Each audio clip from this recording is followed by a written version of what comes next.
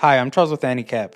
This story begins as Kamishiro makes the same old commute to do the same old job every single day of his miserable life. He was always told that a routine-filled life would lead to happiness, but there's a small part of him that wants something different. Kamishiro looks closely at a strange scene on his TV, and he's stunned when he gets teleported somewhere. A man says that he's the one who manages the solar system, so Kamishiro wonders if that makes him an alien. The guy says that he's closer to a god, and he shows Kamishiro a planet called Marius. Marius fails to thrive no matter what they do, as civilizations on the planet just die out every now and then. The failure has gone on for too long, so the man has decided to do something more drastic. He will give this planet a single drop of water, because even just one drop can create giant waves capable of changing the entire planet. Surprisingly, he has chosen Kamishiro to be this drop of water. This is quite the responsibility in Kamishiro's eyes, but the god explains that Kamishiro isn't alive anymore anyway,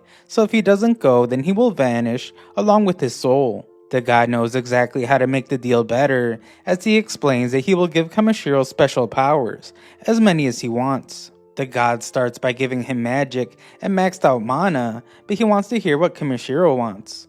Kamishiro instantly goes from skeptical to excited and declares that he wants cute partners to join him on his quest. Much to Kamishiro's delight, the god explains that he will meet them in time, and he continues to add powers. He strengthens Kamishiro's search ability and makes it so he can make money by selling materials. A handbag for him to put all his gathered materials in is added, and so is the ability to understand every language in the world. Also, to bolster his defense, he gives Kamishiro several resistances. Just then, Kamishiro begins to disappear, which means it's almost time for him to go. The god wonders if he gave Kamishiro too many abilities, but there's no going back. He expresses concern, however, when he sees who Kamishiro's partner will be, and he wonders if it will really be okay. This makes Kamishiro freak out, but there's no time to explain, and the god simply tells him that he will be okay. Moments later, Kamishiro wakes up in his new world and in his new body. He isn't really sure about what he's supposed to do,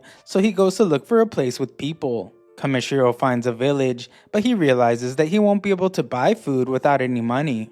Just then, he remembers that the god strengthened his search ability so he could find materials to sell. Kamishiro activates his search magic ability, but he's disappointed when nothing happens. He realizes that he was just saying it wrong, so when he correctly says it, little symbols pop up everywhere. The symbols show him where the materials are, and saying the word scan shows him more details about them. Kamishiro is pleased to have such helpful abilities, and he can't believe his luck when the first material he gathers is a B rank. Kamishiro spends more time gathering all the materials shown by his ability, but most of them turn out to be low ranks. Everything is E rank, but a strange stone catches Kamishiro's eye. He thinks it might be valuable because of how pretty it is, but it turns out to just be a turd, and he can't understand why it's a C rank. Kamishiro is still pleased, because at least he learned that the things he can sell are categorized by different symbols, and he can find them by using his search magic. With his bag filled with materials, Kamishiro can't wait to see how much money he will get, so he rushes to the village. The guard at the gate assumes that Kamishiro is a knight because of how insanely tall he is, but Kamishiro just says that he's a seller of materials. This would make him a gathering specialist, which the guard says is pretty rare. He introduces himself as Marlowe and explains to Kamishiro that they don't have a material store, but they do have a general store. Kamishiro goes straight there, and the shop owner is amazed when Kamishiro shows him the poop. He calls it the feces of a hammer anteater and is way too impressed by its good shape and nice color. He credits Kamishiro for doing such a good job finding an exquisite item and offers to give him 5 gold coins for it. Kamishiro has no clue about how much that is, so the man explains that a one-night stay at an inn costs 500 raves, and 1 gold coin is worth 1,000 raves. Kamishiro does the conversion in his head and is shocked to find that this guy is willing to pay $400 for a turd. The guy gets way too excited when Kamishiro accepts his offer, and Kamishiro can't believe that he's even rubbing it on his face. Our hero shows him the rest of his haul, and the guy can't believe that Kamishiro got it all by himself. He wonders why he would bring such great items to a shop in middle of nowhere, so Kamishiro just says that he enjoys traveling while gathering all sorts of materials. After seeing Kamishiro's skills, the man decides to ask him for a favor. He reveals that there's a mithril ore in a mountain nearby, and he wants Kamishiro to get it. Kamishiro is always up for an adventure, so he accepts, and the man gives him 360,000 raves for all his stuff. Converting this amount nearly makes Kamishiro faint, as it converts to almost $25,000. Before Kamishiro leaves, the man reveals that there are monsters on the mountain, but he is sure that Kamishiro can handle it. Before going to the mountain, Kamishiro spends a night at an inn, and a girl brings him a bowl of water. It costs 30 raves, and Kamishiro is surprised to hear that it's to clean himself with. Of course, our hero would rather take a bath, but he's horrified when she explains that there are no baths here. Sorcerers are able to clean people with magic, but they don't have any of those in town either. Hearing the word magic gives Kamishiro an idea, so he pays the girl for the water so she can leave. When he's alone, Kamishiro tries out a few words, and when he says clean, the magic activates. Moments later, Kamishiro finds that he's cleaner than he has ever been, and he realizes that he can do any type of magic as long as he finds the right word for it. On his way to the mountain, we see that Kamishiro has started to get the hang of things, and he's shocked to find a spade symbol for the first time. He eagerly goes to check what it is, but is horrified when it turns out to be a skeleton. His ability is even able to show him the name of the person that passed away and their rank. What's most interesting though is the family amulet that he finds next to the skeleton. His ability shows that the amulet was made by the guy's mother, and Kamishiro decides that he can't just leave the body the way it is after reading the letter inside. It's a heartfelt letter from the guy's sister, telling him not to push himself too hard. After burying the skeleton, Kamishiro heads to a different area and creates a barrier around himself. He then puts several herbs that he picked up and some seasoning in a bowl before finally adding some meat. Kamishiro amazes even himself when he tastes the delicious stew, and he says that getting isekai is the best. Eventually, he reaches the Forest of Ancient Dragons, which is a dangerous place rampant with monsters. Kamishiro uses a light to help him see all the symbols, but he doesn't see any ore at all. He doesn't see a single animal either, so he wonders if it's because he's super smelly right now. Kamishiro just accepts it as it means he won't get attacked, and he's relieved when he can see the end of the forest. Unfortunately, it also turns out to be the end of the ground beneath his feet, and Kamishiro falls off a cliff. Kamishiro cycles through all the words he can think of, but none of them work. Float and levitate don't work, but he finally tries fly, and it activates the flying ability. Kamishiro lands safely on the ground, and is ecstatic to see the symbol for ores all around him. He gets to work gathering as much as he can, but he still doesn't find any mithril ore. He notices a faint symbol, which means that the ore must be deeper in the wall of the mountain, so Kamishiro says blaze and uses a fireball to destroy the wall. This works out perfectly as he finally finds the mithril ore, but it isn't very much. The cave begins to shake, which means it might cave in, but Kamishiro wants to see how far he can go. Exploring further leads him to a strange place, with water clearer than he has ever seen. Scanning the water reveals that it's double S rank, and it's the most valuable thing he has found so far. Reading the details explains that the water contains the magic element of an ancient dragon, which means a dragon needs to live here. Kamishiro decides not to worry about that, and prepares to take as much of the water as he can. Before throwing out the water in his water container, Kamishiro wants to check if the dragon water is drinkable first, so he goes to take a handful. Just then, a terrifying dragon emerges from the water and is furious about Kamishiro not responding to him. Kamishiro's in disbelief, and the dragon is also surprised as Kamishiro was able to withstand his pressure. Kamishiro instantly apologizes for intruding on the dragon's home, and the dragon is impressed by his guts. Kamishiro introduces himself and explains that he's a human, but the dragon has a hard time believing him. The dragon felt an overwhelming amount of mana flowing from him, and it was enough to wake him from his slumber. Kamishiro has no clue what he's talking about, but the dragon explains that Kamishiro's mana is enough to even rival his own. The ancient dragon's name is Voldius, and he reveals that he has a request for Kamishiro. Voldius acknowledges Kamishiro's purity of strength, and it makes him think that Kamishiro might be able to awaken his child. Of course, the dragon is not asking him to do it for free, so he reveals that he will give Kamishiro a ton of mithril ore in return. Voldius shows our hero the egg that won't hatch, but he has no clue about what he's supposed to do. Voldius instructs him to pour his mana into it, the same way he created his light. Kamishiro says the word heat to heat it up, but he gets worried when a great power surges all around him. Something is clearly wrong, but Voldius lets out a huge laugh. Kameshiro's body starts getting pulled into the egg, and he thinks about how he just arrived in this world, and he was hoping to see more of it before he passed away.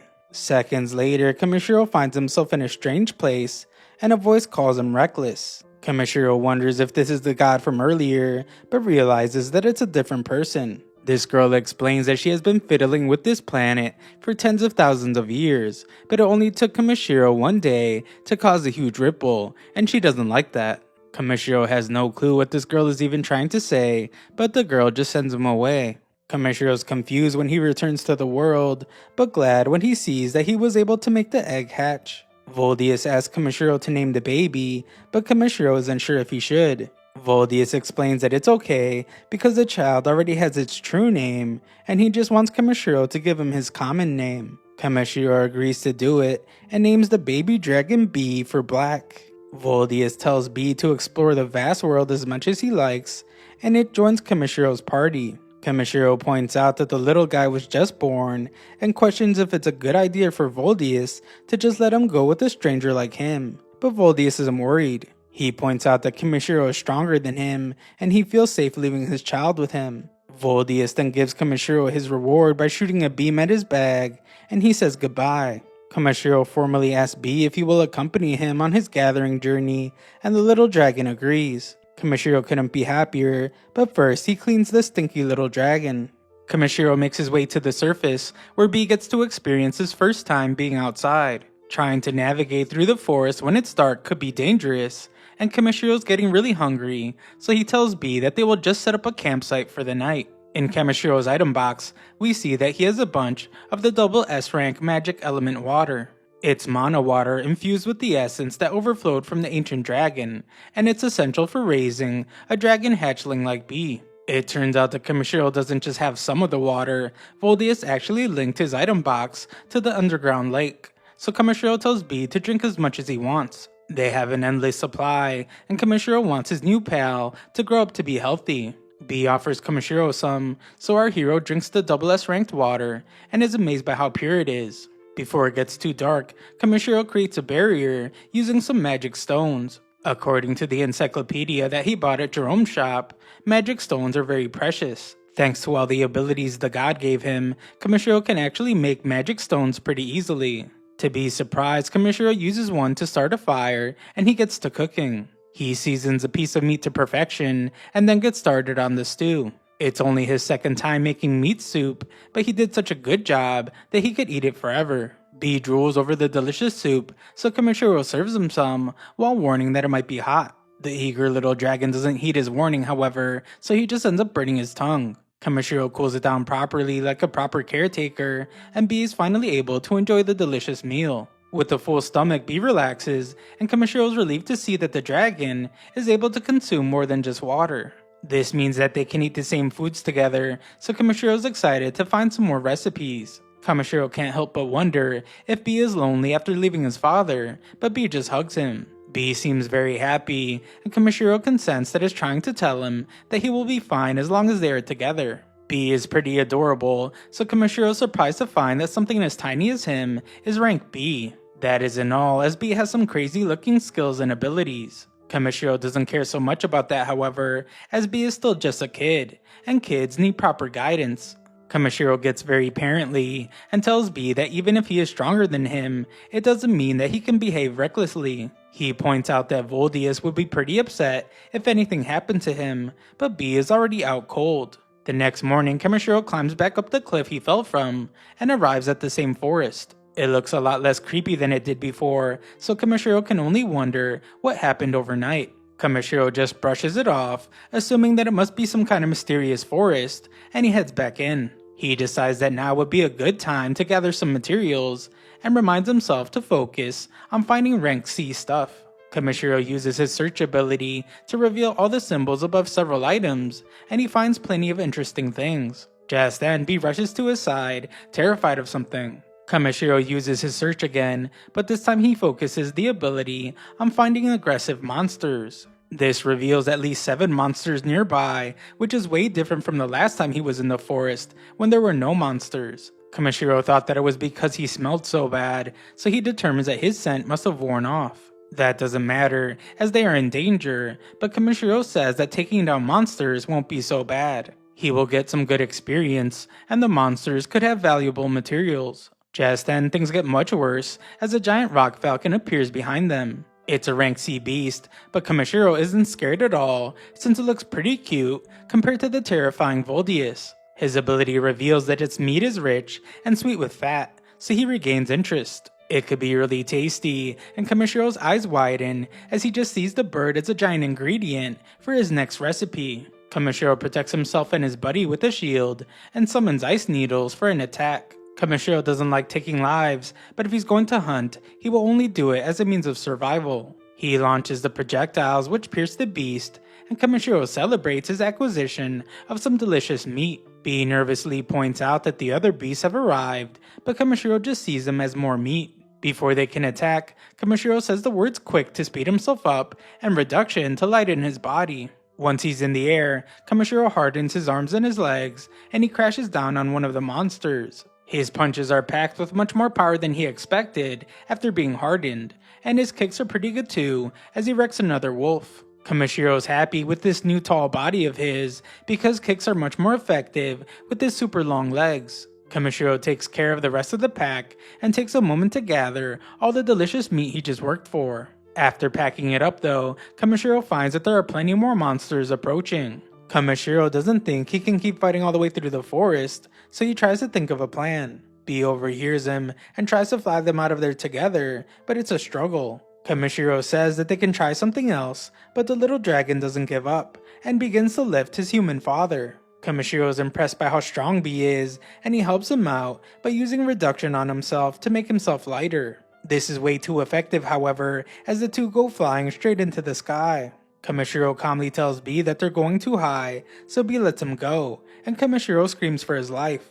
Bee keeps him from crashing into the ground, and Kamishiro's just glad to be alive. A look at the map reveals that they have covered a lot of distance, so Kamishiro thanks Bee for working so hard to get them out alive. Kamishiro reminds Bee that he's a human, so the dragon needs to be a little more gentle with him, but Bee has no clue what he's talking about. Kamishiro says it's not a big deal, and just tells Bee that he will be counting on him again in the future. Bee couldn't be happier to hear such praise, and he crushes Kamishiro's insides with a dragon-sized hug. Kamishiro reveals that they're a day's worth of travel from reaching the village, but Bee is more interested in the stick he's carrying. It's a tree branch he was carrying in his bag, and his ability reveals that it's from a famous tree called Yggdrasil. It's a legendary tree, and the branch is double S rank. Just then, Bee seems to get an idea, and he puts his breath all over the branch. Kamishiro has no clue what he's doing, and he's shocked when Bee's breath turns the branch into some kind of staff. It turns out that Bee's breath is laced with mana,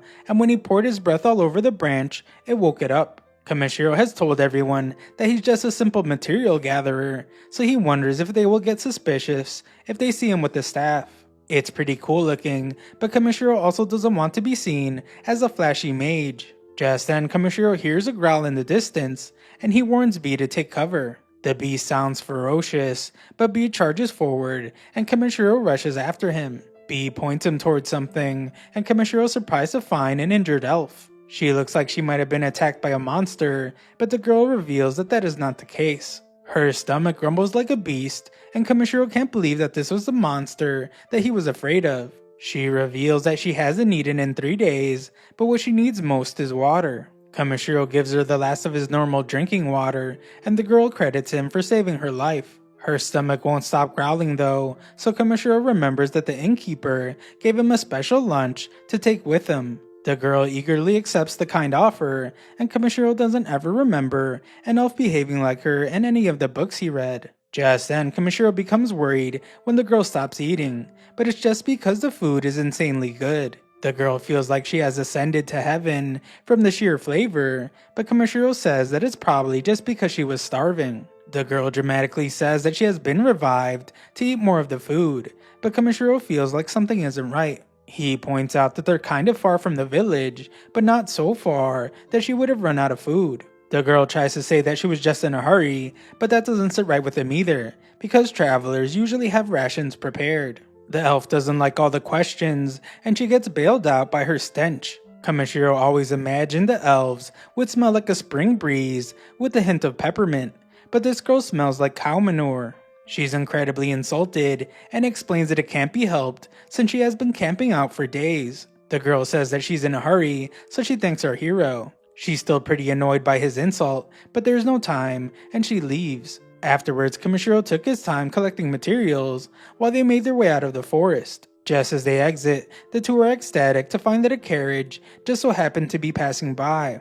Kamishiro stares in amazement as instead of being pulled by a horse, this carriage is being pulled by a unicorn. Unicorns are pretty common in this world, and it's only rank E. The driver wonders if Kamishiro is some kind of mage because of his staff, but our hero corrects him by explaining that he's just some guy that collects and trades materials. This is even more impressive to the guy, as a specialist gatherer is incredibly rare. Kamishiro wasn't expecting that reaction, and he thinks about how he wouldn't consider himself a specialist. The guy offers to give him a ride to the village, but Kamishiro points out that he's a pretty big guy, and he might not fit. Luckily, there's plenty of room inside the carriage, and the family seems very friendly. For some reason, ever since coming to this world, Kamishiro has noticed that kids seem to like him a lot. Kamishiro is somewhat of a parent himself now, so he doesn't mind. Kamishiro really helps that he isn't being too much trouble, but the guy explains that the village's rule is to help each other when in need. The entire family lives by this motto,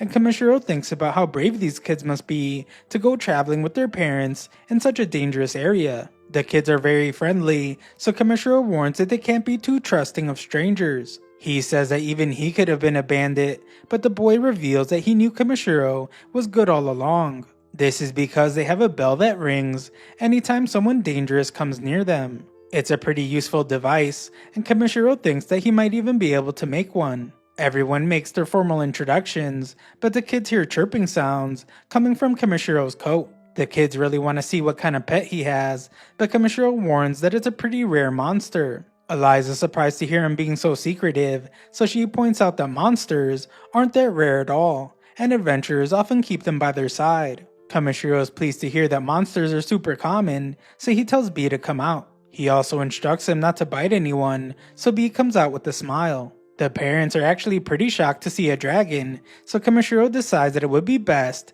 not to tell them that it's the child of an ancient dragon. The family assumes that Kamishiro must be a dragon knight for having a dragon, but he just tells them that he happened to find a dragon egg laying around. This, of course, is even more shocking to them, as hatching a dragon from their egg is no easy task. In fact, it's unheard of for a human to do. As B messes with our hero, it becomes more and more clear to Kamishiro just how rare dragons are. Eliza explains that they rarely come across dragon knights, and an actual dragon is even more rare. Kamishiro has only seen dragon knights in RPG games, so he's sure that he will stare at them if he ever meets one. That night they set up camp, and Porin's impressed to see the magic stones that Kamishiro uses to keep monsters away. On top of that, B will alert them if anything dangerous comes nearby, so Kamishiro assures them that they will be safe. Eliza says that it's time for dinner, so Kamishiro asks if it would be okay if he cooked for everyone. She allows it, and the kids are mesmerized when Kamishiro pulls out a ton of ingredients.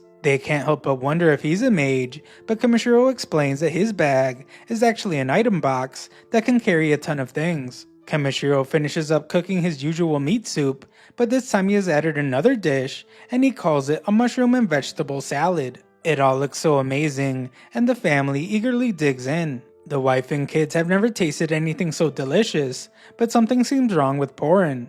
Everyone fears that something terrible has happened, but it just turns out that the delicious flavor has brought him to tears. They've only been eating jerky day after day while on the road, so seeing his kids so happy from eating a feast has made him emotional. Porin can't stop crying, and Kamishiro laughs at how much he's exaggerating. Porin declares that Kamishiro is definitely a mage, and gives him the title Wizard of Taste. Everyone finds this hilarious, and soon it's time to play a little song. The entire family joins in, and everyone enjoys the rest of their night. Such a lively time makes Kamishiro really think about his life, and how there were so many things he didn't realize. He has learned that compared to eating alone in silence, spending time with others isn't actually so bad. For the first time since coming to this world, Kamishiro was able to laugh from the heart. When it's time for bed, Kamishiro says goodnight to Bee and happily stares up at the stars. The next morning, Kamishiro takes some time to enjoy the small things in life. He washes up a pair of scissors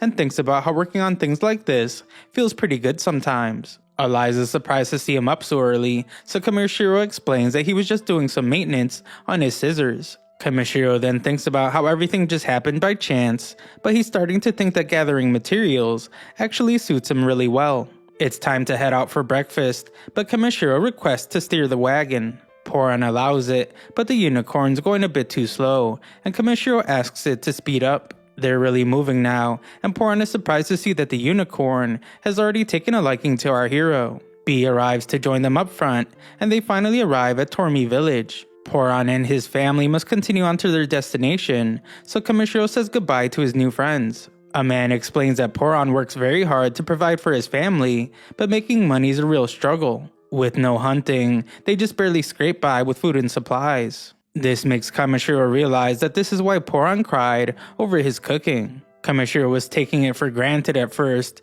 but this information really puts into perspective just how lucky he is to have abilities that let him gather materials. Kamishiro then goes to report back to Jerome about the job he did for him. Kamishiro shows him everything he gathered on his trip, but he also added a little something extra. Jerome sent Kamishiro to get mithril ore, but Kamishiro snuck in a piece of mithril magic ore just to see what he would say.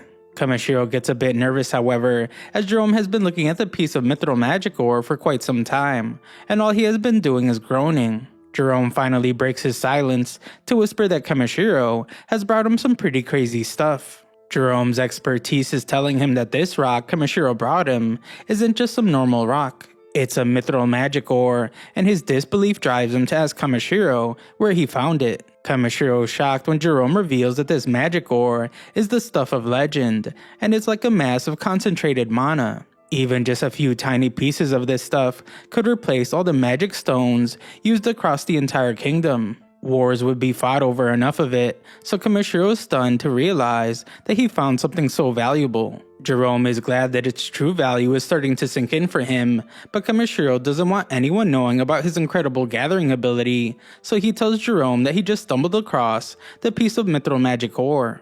It's practically impossible to find this kind of stuff, so Jerome determines that Kamishiro must have a great amount of luck and skill.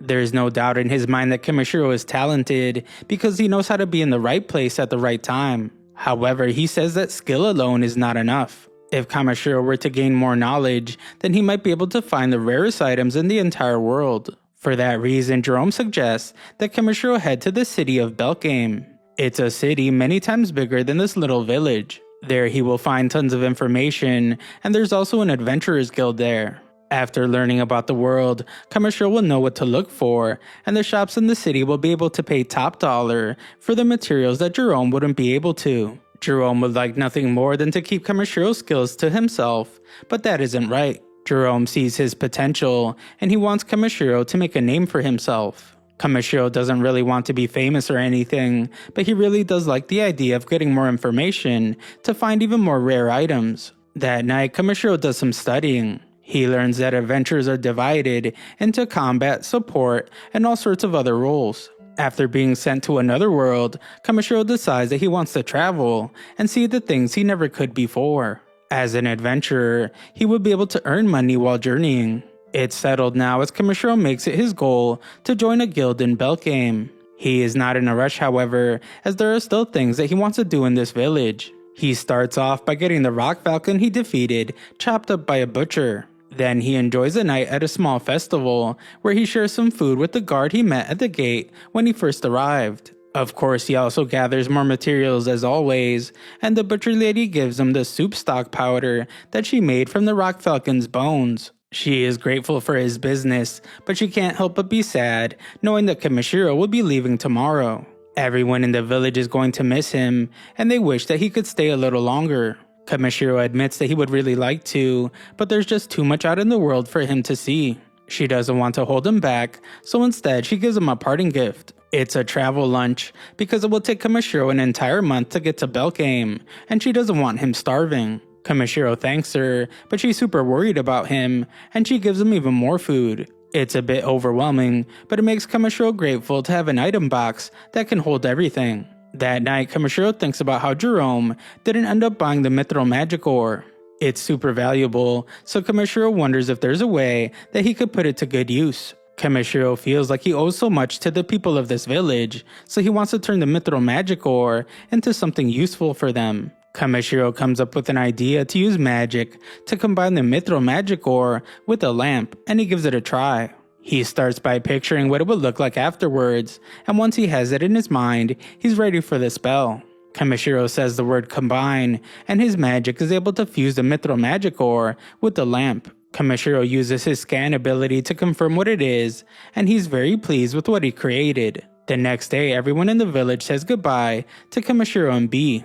Poron has to hold back tears, and our giant hero tells Marlo the guard that he made a magic tool for them. It looks like just a normal lamp from the outside, but it will actually project a barrier around the entire village. Anything with malice or harmful intent won't be able to enter. The villagers have never even heard of a magic tool capable of doing such a thing, and Marlo wonders if it's really something that Kamishiro just wants to give them for free. Kamishiro says that it's his way of thanking them for everything that they have helped him with, and a way for him to make sure that they all stay safe until he comes back. The villagers all thank him for the incredibly kind gift, and Kamishiro calls Tormi Village his home. Just then, Jerome has a strange feeling about this magic tool. It's hard for him to believe that Kamishiro would be generous enough to do what he is thinking, so he checks for himself. Of course, he's then shocked when he sees that Kamishiro used the insanely rare and valuable mithril magic ore to make the magic tool. There is no way that they can accept such a valuable gift,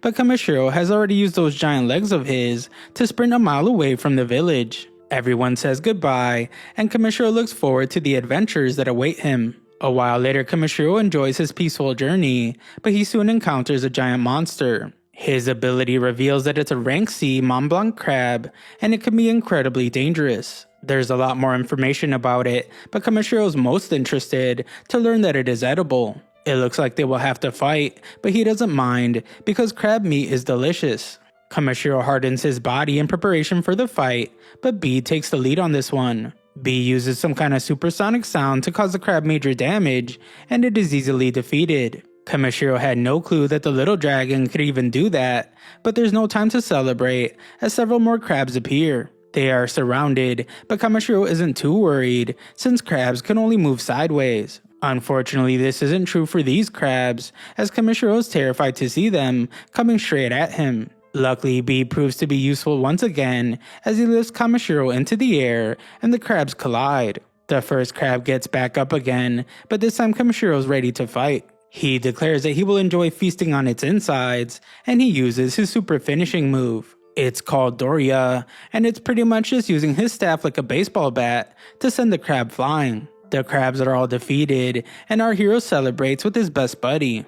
That night, Kamishiro casts the harden spell on his hand so he can take apart the crabs. He then puts all the pieces into a giant pot and adds some water. A nice flame brings the water to a boil, and he adds plenty of salt to help cook it and to add flavor. Once it's ready, Kamishiro removes the outer exterior, and he and his companion enjoy the nice meal. Of course, it tastes amazing, and Kamishiro can't wait to travel to more places so they can taste even more amazing food. A few days later, Kamishiro is amazed to see how big and beautiful the fortress wall around Belkame is. The city is huge, and its Adventurers Guild is the largest on the continent. There's an inspection before entering the city, so Kamishiro waits in line. He doesn't want to stick out so much, so he decides to use magic to disguise his item bag so it looks just like a normal bag. It's soon Kamishiro's turn to be inspected, so he instructs B to stay calm and hide inside his coat. As usual, the guards are surprised to hear that Kamishiro is a material gatherer because it's super rare. They assume that he's in Belkame to sell some goods, but Kamishiro says that he just came here because of his interest in the Adventurers Guild. Belkame is the city of commerce and adventure, so they say that he's in the right place. Before he can enter, the guard explains that he must cast a spell called Avaris on Kamishiro. The Avaris spell is simply magic that checks whether or not a newcomer is suspicious. It goes well as the Avaris spell doesn't show anything out of the ordinary, and all the stuff in Kamishiro's bag is okay as well. Kamishiro's relieved, but he can't help but wonder what other people see when they look at his stats. He's curious to check if his scan ability can show him what other people are seeing, but his first attempt only shows him the guard stats. It does work on his second try, however, and he sees that his own status shows that he hasn't been assigned a rank yet. It also says that he can use magic, but there's nothing extraordinary about him. It's pretty much empty, which makes him realize that all the extra abilities that the god gave him don't show in his status screen. Kamashiro's given the clear to enter, but the guard notices something strange. His detector is showing something called the Blessing of the Dragon, so Kamashiro decides he might as well show them. He has B reveal himself, and the guards instantly say how cute he is. The guy quickly corrects himself though, and notes down that Kamashiro has a dragon with him. It's a requirement for partners to have tags on them to prove that they belong to their owner, so Kamashiro looks for something in his bag. He finds a charm that the kids gave him earlier, and he uses it as a tag that he places on B's tail. Everything is good now, and the guard explains that he will just file a note with the mayor, saying that a dragon has entered the city. It shouldn't be a problem though, and the guards welcome Kamashiro to Belkame. Upon entering, Kamashiro notices how many different kinds of people there are, and he feels like he just arrived in another world again.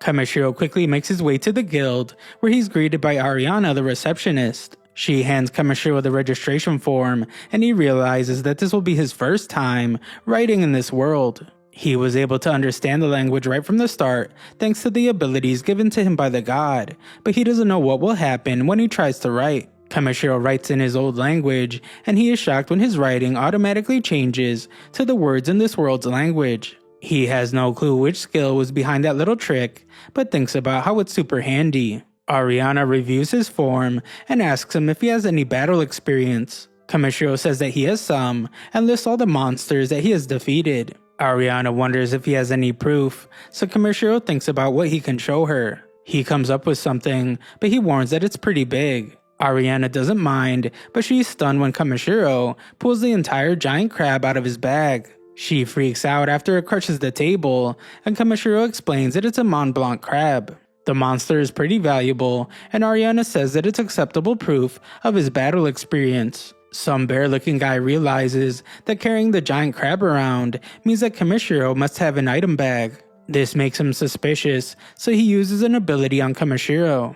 The results tell him that Kamashiro isn't lying, and the bear man tells Ariana that everything is fine. They have nothing to worry about because his abilities show that Kamashiro is blue. Of course, Kamashiro has no clue what he's talking about, so the bear explains that he just cast a Varus on him. The bear's version of a Varus is different than all the others because it allows him to read a person's nature. Blue means that the person is clean and they have no ill intentions. With that done, the bear says that it's time to move on to the appraisal process and payment. Ariana quickly explains that Kamashiro's here to register because the bear thought that he was here to sell the giant crab. Kamashiro then shocks everyone as he explains that he doesn't sell these crabs, he eats them. Bear Man wonders if Kamashiro has a party with him, so he says that he's in a party with his little dragon friend. Of course, everyone is amazed by this because a material gatherer is rare enough, but one that travels with a dragon is unheard of. Rumors have actually started to spread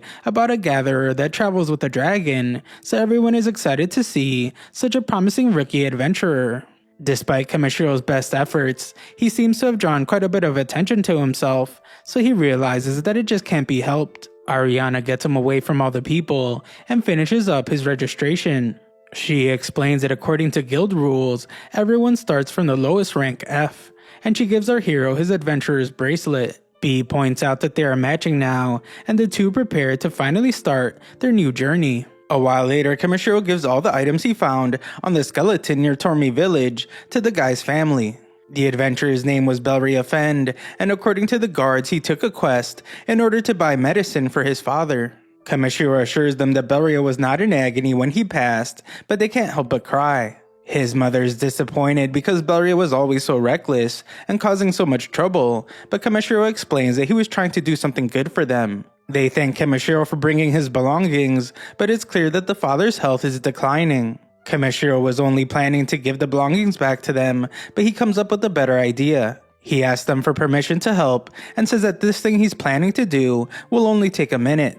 Later, Kamishiro goes to sell a bunch of materials at the guild. The appraiser has never seen mushrooms as big as the ones Kamishiro has brought, and he explains that the client Kamishiro is doing a job for is very pleased. So much so that he has requested to work specifically with Kamishiro in the future. Ariana arrives and reveals that this last client isn't the only one.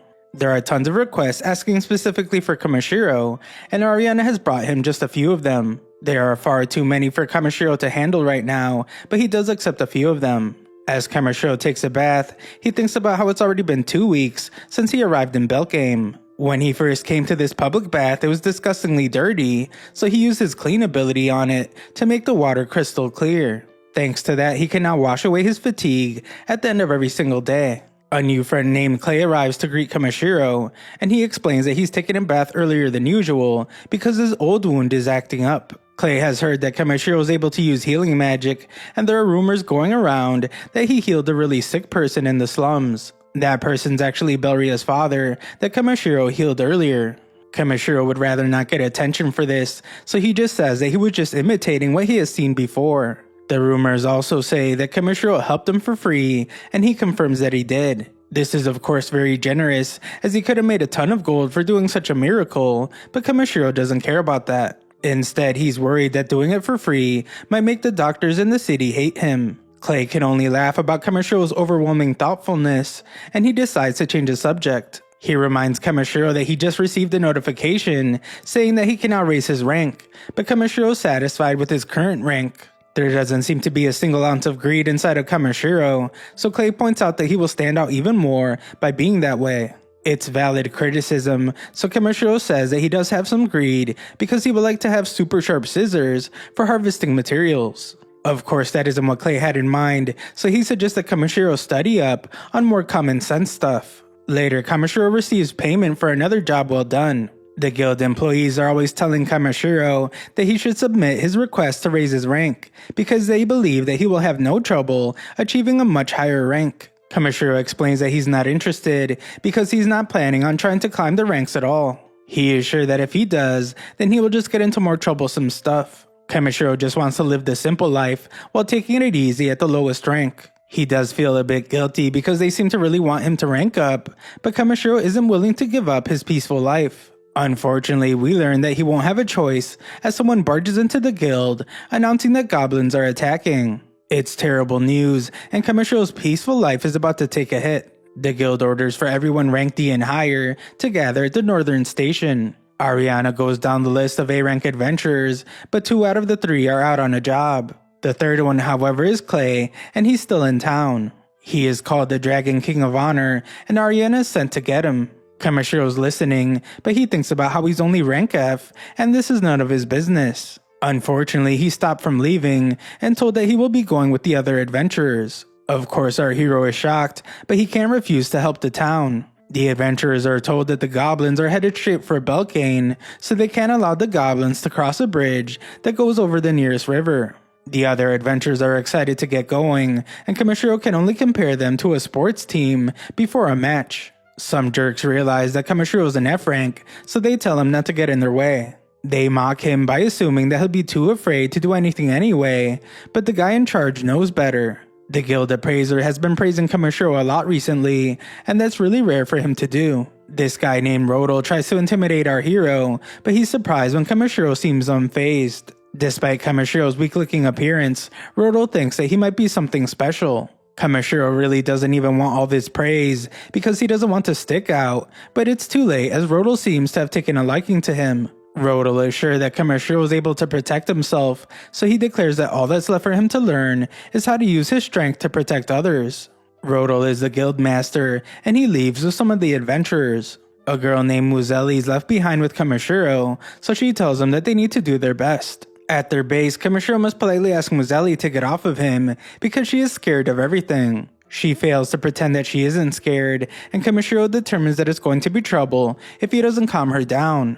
First, he makes her face reality by accepting that she is scared. Next, he reminds her that she's capable of using healing magic, so she should focus all her attention on healing the wounded. No one even told her that she needed to fight anyway, so she should be safe. Lastly, he says that it's normal to be afraid on the battlefield. People are hurting each other constantly, so there's no shame in being afraid. In fact, it is that fear that pushes them forward, and they can only do what they can in order to survive. Kemishiro's leadership skills really shine in this moment, as his words inspire the little mouse girl to do her best. Clay has a good laugh as he enjoyed seeing Kamishiro talk so passionately about battling. Kamishiro was sure that Clay would be on the front lines of the fight, but Clay explains that his wounds give him problems on rainy days. Kamishiro realizes that he's talking about the giant scars on his back, but Clay seems to be ashamed of them.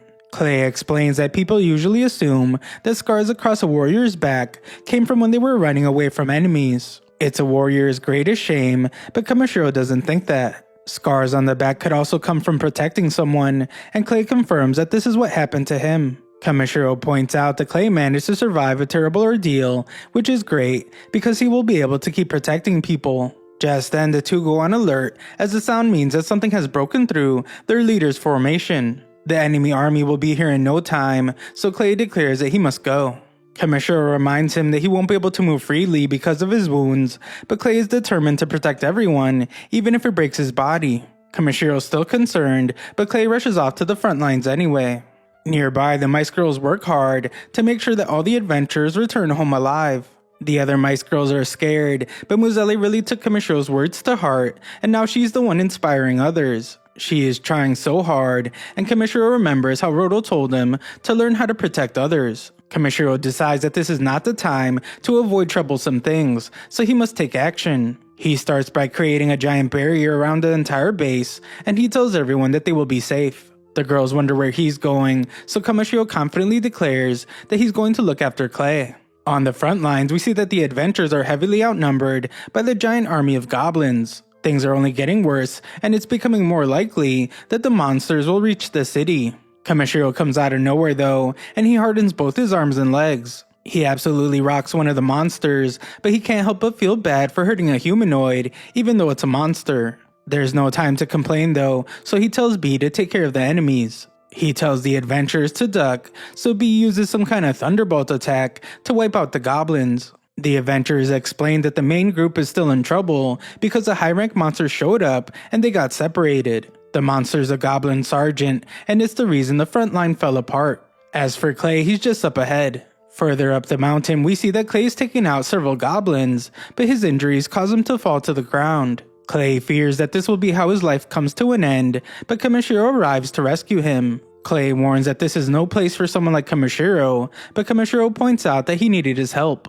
Kamishiro wants them to fall back so they can recruit with some of the others, but there's no time. The goblin general has appeared, and there's no getting away from it. The beast immediately attacks them, and even more goblins appear. Clay tells Kamishiro to run while he holds them back, but Kamishiro has a question for him instead. Kamishiro wonders if Clay's wounds are really important to him, but Clay has no clue why he would be talking about that now. Kamishiro wants to know if the scars hold important memories, or if they remind him of someone important. Clay still doesn't know where he's going with this, but he explains that the scars are nothing but an annoyance. That's what Kamishiro was hoping, so he asks Clay if it would be okay if he removed the scars. Clay has never heard of anyone being able to do something like that, and B takes that moment to stun the enemies. Kamishiro then tosses some of his dragon water onto Clay and tries to think of a word for a spell that would be able to fully heal someone. He says the non-word Reta Furious, and this does the trick as Clay wounds begin to heal. It's painful for some reason, however, and something strange happens. Clay ends up transforming, and he could only wonder what Kamishiro did. Kamishiro innocently says that he was just trying to heal him, but something else also happened. Clay is a giant now, and he says that he can feel his power overflowing. He isn't just healed, because he feels like he's back in the prime of his youth. Clay then goes on an absolute rampage, and he leaves no enemies standing. Rodol arrives a while later, and he sees how Kamishiro unlocked Clay's true power. That isn't all, as he was also told about the heavy magic spells that Kamishiro was using to fight before. These aren't the acts of an ordinary person, so he demands to know who Kamishiro really is. Kamishiro, like always, just says that he's an F-rank adventurer that's good at gathering materials, and Rodol can tell that he won't be getting any more information out of him. He accepts Kamishiro's answer and tells him that he will be rewarded for his work. Kamishiro thanks him, and Rodol explains that they will likely count on him again soon. That night, we see that Clay has returned to normal, but he wants answers. Kamishiro tries to act like nothing happened, but Clay can feel something fiery inside himself. He wants to know exactly what Kamishiro did, so Kamishiro explains that he just splashed him with magic element water and cast Rid of Furious. Kamishiro comes clean about the water coming from an underground cave with an ancient dragon in it, and Clay is shocked to learn that this means that B is the descendant of an ancient dragon. Kamishiro explains that he thought that the water would accelerate Clay's recovery, and he had to act fast in the emergency situation. Clay determines that Kamishiro is capable of using high-level healing spells, but Kamishiro corrects him by saying that he's just imitating them. He just imagines what a healthy body looks like, and it greatly improves the effectiveness of his healing. Clay is in disbelief, so he asks for Kamishiro to tell him who he really is. Kamishiro doesn't know what to do, because he does kind of want to tell his friend the truth. The god that sent him here never said that he couldn't tell anyone, but Kamishiro knows that it could bring problems. Clay can tell that Kamishiro is having a hard time revealing the truth, so he decides that if it's that difficult for him, then he won't force Kamishiro. Clay just thanks him before leaving, but Kamishiro decides to tell him. He trusts Clay more than anyone, so Kamishiro reveals that he's from a different world. Things get very serious for a moment, but then Clay shows his disbelief. Kamishiro explains that his life ended in another world, and he was revived in this one. Of course, Clay is shocked, so Kamishiro tells him the entire story. It's pretty hard to believe, but it's undeniable that Kamishiro was able to transform Clay into a Dragonute. Kamishiro has no clue what that is, so Clay explains that Dragonutes are an ancestral race that was the origin of the lizard men. Clay is honored to have transformed into one, but he was also scared because he felt like he was close to losing himself and destroying everything. Kamishiro is sure that he could learn to control it one day, but Clay wants him to be more serious. Clay has been wanting to tell Kamishiro that he behaves too casually, and it's his turn to tell Kamishiro everything he wants to say. The next day, Kamishiro goes to a weapon shop, and a girl named Ribble wonders what he would like to buy. Kamishiro just wants some new scissors for gathering materials, but she doesn't sell any of those. She formally introduces herself, and is amazed to hear that Kamishiro is the gatherer that everyone is talking about in town. Him being the big shot that he is, Ribble says that she might be able to help him out. The shop owner's name is Grussis, and he's a top-class blacksmith, so he might be able to make some scissors. Unfortunately, she's busy at the moment because she needs to find something for Grussis, so Kamishiro offers to help her. Kamishiro stops to admire the forging process, and Ribble says that she too fell in love with the flames of the forge. It's her dream to one day steal Grussis' forging techniques so she can forge a sword fit for a hero. Ribble takes Kamishiro to meet Grussis, and he's impressed by Kamishiro's reputation, especially because he's a newcomer. Of course, our humble hero says that he just got lucky, and Ribble explains that she thinks Kamishiro can help them. They need some Ildra ore to make a sword that they want to enter into the craftsman exhibition. Grussis hates her idea because Ildra ore can only be found in the Ryuhei mine, and that place is crazy dangerous. There is no way that some random gatherer would be able to survive there, but Ribble thinks that he's their best chance. The two get into a heated argument, and Kamishiro can't believe how Ribble treats the legendary blacksmith. Grussis finally points out that the Ryuhei mine is especially dangerous right now because it isn't just crawling with monsters anymore. There have been rumors of demons being down there now, but Ribble already knows. The whole reason that the supply of Ildra ore in the town is down is because something terrifying is keeping people away from the mine. Ribble failed to tell this to Kamishiro, so Grussis reminds her that a smith who can't value life has no business holding a hammer. Grussis appreciates her trying to find help, but he refuses to send some young gatherer to die just because they're desperate. Ribble realizes how wrong she was, but Kamishiro has something to say. It's clear that they need this Ildra ore more than anything, so Kamishiro offers a deal to the blacksmith. If he gets the ore for them, then he would like for Grussis to forge a pair of scissors for him as a reward. Grussis can't believe that he still wants to go because they were just talking about how anyone that goes down there will lose their life. But Kamishiro is confident that he can handle almost anything. Kamishiro shows him one of the pincers he still has from defeating the giant crabs, and the guy is dumbfounded because it's a beast that even rank B adventurers struggle to fight. That's all the proof Grussis needs, so Kamishiro heads to the Ryuhei mine. On their way, some other adventurers discuss some of the rumors that have been going around. Aside from the demons, they have heard that all the poisonous herbs in a nearby area suddenly withered away overnight. As if that wasn't enough, there has been several odd disturbances in the forest of white trees as well. That's actually where Kamishiro was a while ago, so he wonders if he had something to do with it. Kamishiro gets dropped off near a horse stable, and he hears a familiar voice. This voice is furious because she requested a pure white steed that could gallop across the heavens, but instead she just received some big bird. It isn't a horse at all, but the owner explains that anything that can haul cargo gets called a horse in these parts. That's true even if it's a giant eagle or a giant raven, so the girl apologizes. Kamishiro checks to see who it is and is not surprised to see that it's the elf girl that he met in the forest. The owner tells her that she might have better luck finding a white Pegasus in the place called Vosrol. The girl's stomach grumbles like crazy from starvation, so she begins her trip to the Dwarven Kingdom. Kamishiro realizes that she's heading to the same place he is, but he cares more about gathering some materials on his way to Vosrol. B loves the plan, so the two take their sweet time finding some rare mushrooms. There are tons of them in this area, so Kamishiro calls it a treasure trove of ingredients. There's even something called Moon Knight grass, and it's the first thing Kamishiro gets. They take a while to remove properly, but Kamishiro says that they're worth it for their fatigue relieving abilities. Just then, Kamishiro hears a terrifying noise, but isn't so surprised when he finds that it's coming from the elf girl's stomach. She's once again desperate for food and water, so Kamishiro replays that scene from before by helping her. The girl is of course grateful, but she once again stinks like cow manure. Kamishiro instinctively uses his clean spell, and the girl is stunned to be cleaner than she's ever been. She has no clue what just happened, so Kamishiro simply explains that he couldn't just watch an elf fall from grace by being so dirty. The girl introduces herself as Brolight, and she thanks our hero for helping her twice now. Kamishiro says that it was no problem as he leaves, but Brolight refuses to let him go without repaying him first. Elves always repay kindness, but Kamishiro says that he didn't help her to get something in return. Brolight insists on helping Kamishiro with his work,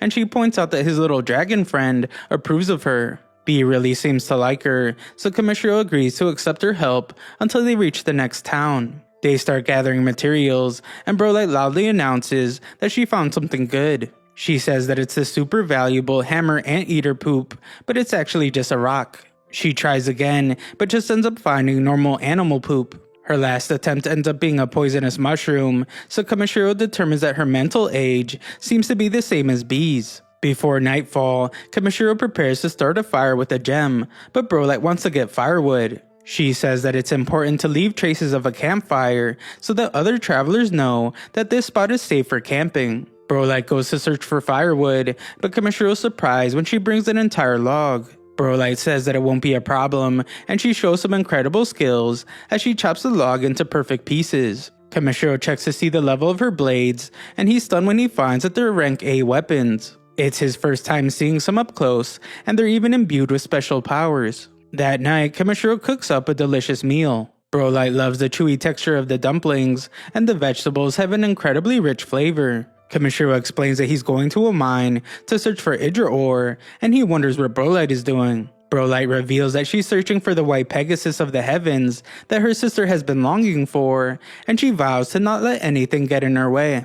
Kamishiro notices that things have taken a very serious turn, but Brolight changes the subject back to his food. This is at least the third time that she's eaten his food, so she points out that her debt to him just keeps growing. Kamishiro comes up with an idea, and he says that he can just hire her as his bodyguard. Brolight is intrigued by his offer to protect him from evildoers, and he points out that she could teach him other things too, like the stuff she said about the campfires. Brolight was expecting something more extreme, but she thinks it's a good idea. She believes that fate has brought them together, so she agrees to be his bodyguard. That night, Kamishiro begins to regret his decision because her snoring on top of B's already loud snoring makes sleeping impossible for him. The next morning, the exhausted Kamishiro and his party reach the river that's just before the Dwarven Kingdom. Their first stop is a restaurant where they try some Dwarven specialties. They both say that they have a friend that loves this dish, and both their friends just so happen to be lizard men. Kamishiro thinks it's an incredible coincidence, but it's clearly more than that when she says that this lizard man is known as the honorary Dragon King. They're both obviously talking about Clay, and he just so happens to be in this restaurant as well. Clay can't believe that two of his friends were friends with each other, but more importantly, he's upset about Kamishiro leaving the town without telling him. Kamishiro points out that he told the guild he was heading out, but Clay is furious because that was too vague. Kamishiro reveals that he's in the Dwarven Kingdom to search for Idra ore, but Clay points out that people with Kamishiro's rank can't even accept mining contracts in such dangerous places. Kamishiro says that it just couldn't be helped, so Clay explains just how dangerous the Ryuhei mine is. Clay just hopes that Kamishiro is getting a seriously big reward for his efforts, and Kamishiro assures him that he is. He reveals that Grassus is going to make him the ultimate pair of scissors, but Clay can't believe that's all he's getting. Kamishiro points out that making friends with a top-class blacksmith will be great, because there are all sorts of things that Grassus can make for him. Clay can't help but wonder just how naive Kamishiro is, but Kamishiro says that scissors are more important than a sword for a gatherer like him. Kamishiro sees that Brolight has finished stuffing her face, so it's time to go. But first Clay declares that he will help Kamishiro in the mine. He was heading to the same town anyway to get his spear repaired, so it's not a big deal to him. Kamishiro is too surprised to respond, but Brolight does it for him. She welcomes Clay as another bodyguard, but he has no clue what she's talking about. Brolight explains that she has pledged her life to protecting Kamishiro, and Clay actually likes the idea of being a bodyguard. These two are obviously capable fighters, but for some reason Kamishiro just feels anxious about this whole thing. A while later, our heroes find that the line to get into the city is huge. Luckily, Clay knows one of the guards, so the guard offers to let them in. The guard explains that Vazrel City began as a mining settlement built inside the Great Caves left by iron extractions. This place is humongous, and the guard welcomes our heroes to the Dwarven Kingdom. The underground city is breathtaking, and the guard reveals that the king has actually requested that Clay go see him. Kamishiro can't believe it, and Clay says that it's a complicated relationship. There is nothing complicated about it to the guard, as he reveals that Clay was the one that saved the city from the Thunder King. Kamishiro had no idea that Clay was that much of a hero, but Clay says that it's not a big deal. At the time, dwarves were a people skilled in smithing, but they were unable to wield weapons. Because of this, they were forced to pay tribute to a ruthless demon lord. However, the moment that demon saw Clay passing through by chance, it took just one look at him and ran away. That's still pretty impressive, and the guard explains that they built a statue for Clay to commemorate that day. Clay is embarrassed to see a statue of himself, but Kamishiro tells him not to worry because it doesn't look that much like him. When they go to see the king, Clay immediately complains about them making a statue for him. It's clear that they have a good friendship, so Kamishiro formally introduces himself. The king tells him not to be so formal, and he says that he would like to know why he has come to the Dwarven Kingdom. Grassus actually gave Kamishiro a letter of introduction to give to the king, and requests permission to enter the Ryuhei mine. The king explains that a few months ago, that mine became a den of demons after the Great Tremor shook the land. The king is shocked though when Kamishiro says that he's already aware of the danger, and he still wants to go. Clay assures the king that he will protect Kamishiro, and explains that Brolight is a pretty formidable warrior herself. With Clay vouching for them, the king decides to trust the merry band of adventurers. They're all shocked, however, when he tasks them with uncovering the truth behind the demon disturbances inside of the Ryuhei mine. Clay isn't surprised though, and proudly accepts the mission. Kamishiro reminds him that he's just looking for some Ildra ore, but it's too late, as Clay has already accepted the quest. Later, the head receptionist of the city's Adventurers Guild introduces himself. His name is Zombo, and he will be guiding them through the tunnels. It's super dark in the mine, so Brolight is amazed when Kamishiro is able to create a light with magic. Kamishiro then takes one look at the map of the mine and uses a read spell on it. This allows Kamishiro to memorize it, but his party members are stunned to see that he just used 2 spells at once. Kamishiro doesn't want to make a big deal out of it though, so he just pushes forward. As soon as they enter, Kamishiro's ability instantly detects that the mineral reaction in this area is very weak. Zombo is impressed that Kamishiro was able to tell that just by looking at the walls, but they're distracted when B warns them about something approaching. Kamishiro uses search, and he's surprised when he detects 2 monsters. It turns out to be 2 giant spiders, and Clay immediately takes one out. Kamishiro stuns the other one, and he has Brolight finish it off with her daggers. After a short celebration, they continue their journey, and Kamishiro senses that the magic concentration is getting stronger the deeper they go. Kamishiro veers away from the others, but Zombo points out that he's headed towards a dead end. Kamishiro's ability has detected something, however, and it seems to be deep in the walls. Kamishiro asks Zombo for permission to try his own way of mining, so the dwarf allows it. Kamishiro tells everyone to step back, and they could only wonder what he's planning to do. Kamishiro explains that he's setting a barrier and hardening the surface, but that's only the preparation. He then launches some projectiles while activating his explosion spell, and this causes the wall to completely blow up. All that's left is a ton of Ildrite vein, but Kamishiro's disappointed that it isn't Ildra ore. Zambo says that Ildra ore is nothing compared to this stuff because Ildrite vein is exceptionally rare. Kamishiro gives it a little scannerino, and he finds that this stuff is A-rank material. Clay can even feel the magic radiating from it, and he says that it's practically a magic stone. Just then, B warns that something is nearby. The others go to see what it is, but Zambo is horrified by what he finds. It's his worst nightmare, as the demon has appeared. The entire party is terrified, but Kamishiro's behavior has completely changed. He has gotten very serious, and he tells everyone to let him handle this enemy alone. The others think that he's crazy, but Kamishiro just asks for them to let him have this one. He approaches the mysterious creature, and Kamishiro declares that this prey belongs to him and B. B is just as serious, and the monster finally reveals itself. Kamishiro can't believe that this type of opponent is even down here, and his mouth begins to drool. It's a crab monster, so Kamishiro and B's eyes light up with thoughts of devouring it. Clay and Brolite can only watch in shock as B and Kamishiro drool over their dinner. Kamishiro has to calm the little dragon down a bit, but he can hardly control himself. He says that the monster is fresh enough to eat raw, but Clay reminds him that now is not the time to celebrate. Kamishiro is reminded of the danger they're in when he's forced to dodge the monster's attack, and Clay reveals that this thing is a tango crab. It's a ferocious rank A monster, and it will take their entire team to take it down. Kamishiro keeps his allies from joining the fight, however, as he thinks about how this crab is the perfect main course. He tells B to cover him, but instructs him not to use fire or lightning. Kamishiro laughs like a maniac and uses the spells Quick Reduction and Harden. His friends are then shocked when he charges right at the crab.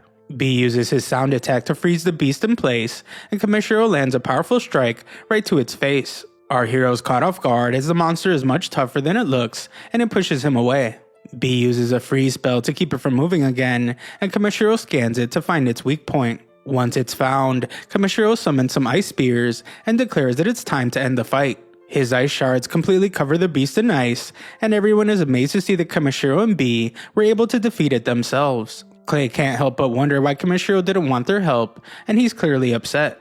Our hero apologizes for getting carried away, and he explains that he just didn't want to ruin the edible parts of the crab. Clay and Brolite's weapons are likely covered in blood, so Kamishiro feared that their blades would have made the crab taste terrible. Clay angrily reminds Kamishiro that he is his bodyguard, but Kamishiro points out that he has experience fighting crabs. Clay can't deny that Kamishiro's magic powers are off the charts, but Clay pleads for him to trust his teammates in moments of danger. He promises that neither he or Brolite would ever ignore Kamishiro's judgment, so he should rely on them more often. Kamishiro and B apologize, but Clay says that it's okay. It's time to haul the beast away, so our heroes happily get back to work. A while later, Kamishiro says that they have pretty much mined out everything in this area, but he's still picking up strong readings up ahead. If they dig even deeper, then there's a good chance that they will hit an even larger amount of what they're looking for. Kamishiro just keeps impressing Zambo because first he took down the demon, and then he found an entire mineral deposit just for them. Tears pour out of his face as he gets emotional, and he thanks Kamishiro for helping the dwarves so much. Just then, Kamishiro comes to a realization. There have been several distortions across the land, like earthquakes, and monsters being awakened by magical essence. This all started to happen after he helped the ancient dragon, and Kamishiro realizes that his actions had a bigger impact than he thought. This makes sense as he remembers that the god told Kamishiro that he would be a single drop of water that's ripples would change the entire world. Kamishiro wasn't really doing it on purpose, but he now thinks that he may be changing the world bit by bit. If that's the case, Kamishiro just hopes that it's a positive change for everyone that he has met along the way.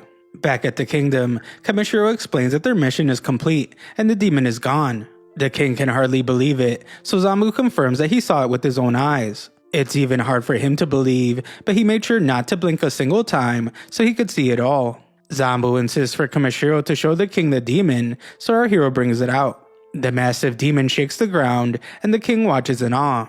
It has a dreadful presence, and the king compliments our hero for defeating the terrifying creature. The king wants to give him a huge reward, so Kamishiro requests that his reward be the demon itself. Besides the demon, Brolette is delighted after they also receive 3 million rave each. Kamishiro isn't thinking about the money, however, as he's just imagining the sashimi that they will be feasting on. The others can only wonder what he's thinking about, and Kamishiro says that the crab's hard shell could make a great material for harvesting scissors. Today was a great day, so he says that they have so much to look forward to. The next day, things only get better, as Brolette is given a true Pegasus of legend. It's just another reward from the king, and Brolette admires the horse's fine build. Clay's spear is repaired as well, so now they can go home. Unfortunately, Brolette must go to her own home because she wants to give the Pegasus to her sister. Brolette says that she owes Kamishiro a huge debt, and it's one so big that she could spend her entire life and still not be able to repay it. Kamishiro tells her not to worry, however, because he got a crab out of the deal, and he thinks that he got the better end of it. Kamishiro says goodbye to his bodyguard, and she promises that they will meet again one day. She laughs like a psycho as she flies away, and she tells them to prepare for her return. When they return to the guild, Ariana is shocked to see the two adventurers together. She is shocked when she thinks they formed the party together, and Clay says that it's only temporary. The bunny's still excited about this though, so she runs to tell the other guild employees. Kamishiro points out that they never agreed to being on a team, but Clay says that it could work out. Kamishiro has some eccentric tendencies, and Clay feels like having someone to keep an eye on them could be useful to Kamishiro. Kamishiro thinks about how Clay can be a bit preachy sometimes, but traveling together with him might not be so bad. After some discussion, the two decided on a name for their team. They put a lot of thought into it, and decided on the Azure Black Brigade. Back at the weapon shop, Kamishiro gives Grussis what he asked for. Grussis and Ribble begin to tremble, so Kamishiro explains that he figured that high purity Ildrite would be perfect for forging a sword. They are too frozen to even say a single word, so Kamishiro fears that Ildrite could be actually harder to work with when it's too pure. He becomes worried because they have been troubling for an hour now, but it turns out that they're just the happiest they have ever been. Their joy even brings them to tears, and Ribble's so happy that they ask Kamishiro to do this job for them. Ildrite is absolutely perfect, but Grussis must tell his student to pull herself together. Ribble's quick to point out that Grussis is crying even more than she is, so they sob in each other's arms. Kamishiro's relieved to see how happy they are, and Grussis explains why this is so great. In his entire 120 years of life, Grussis has never seen this much Ildrite in one place. It's incredibly rare, and it will make for a great weapon. Kamishiro knew that its quality was high, but he didn't expect him to be this moved. His scan results did say that the Ildrite was perfect, but he thinks about how you can never be sure if something is exactly what a client is looking for. In the end, what matters more than market value is giving the customer exactly what they needed.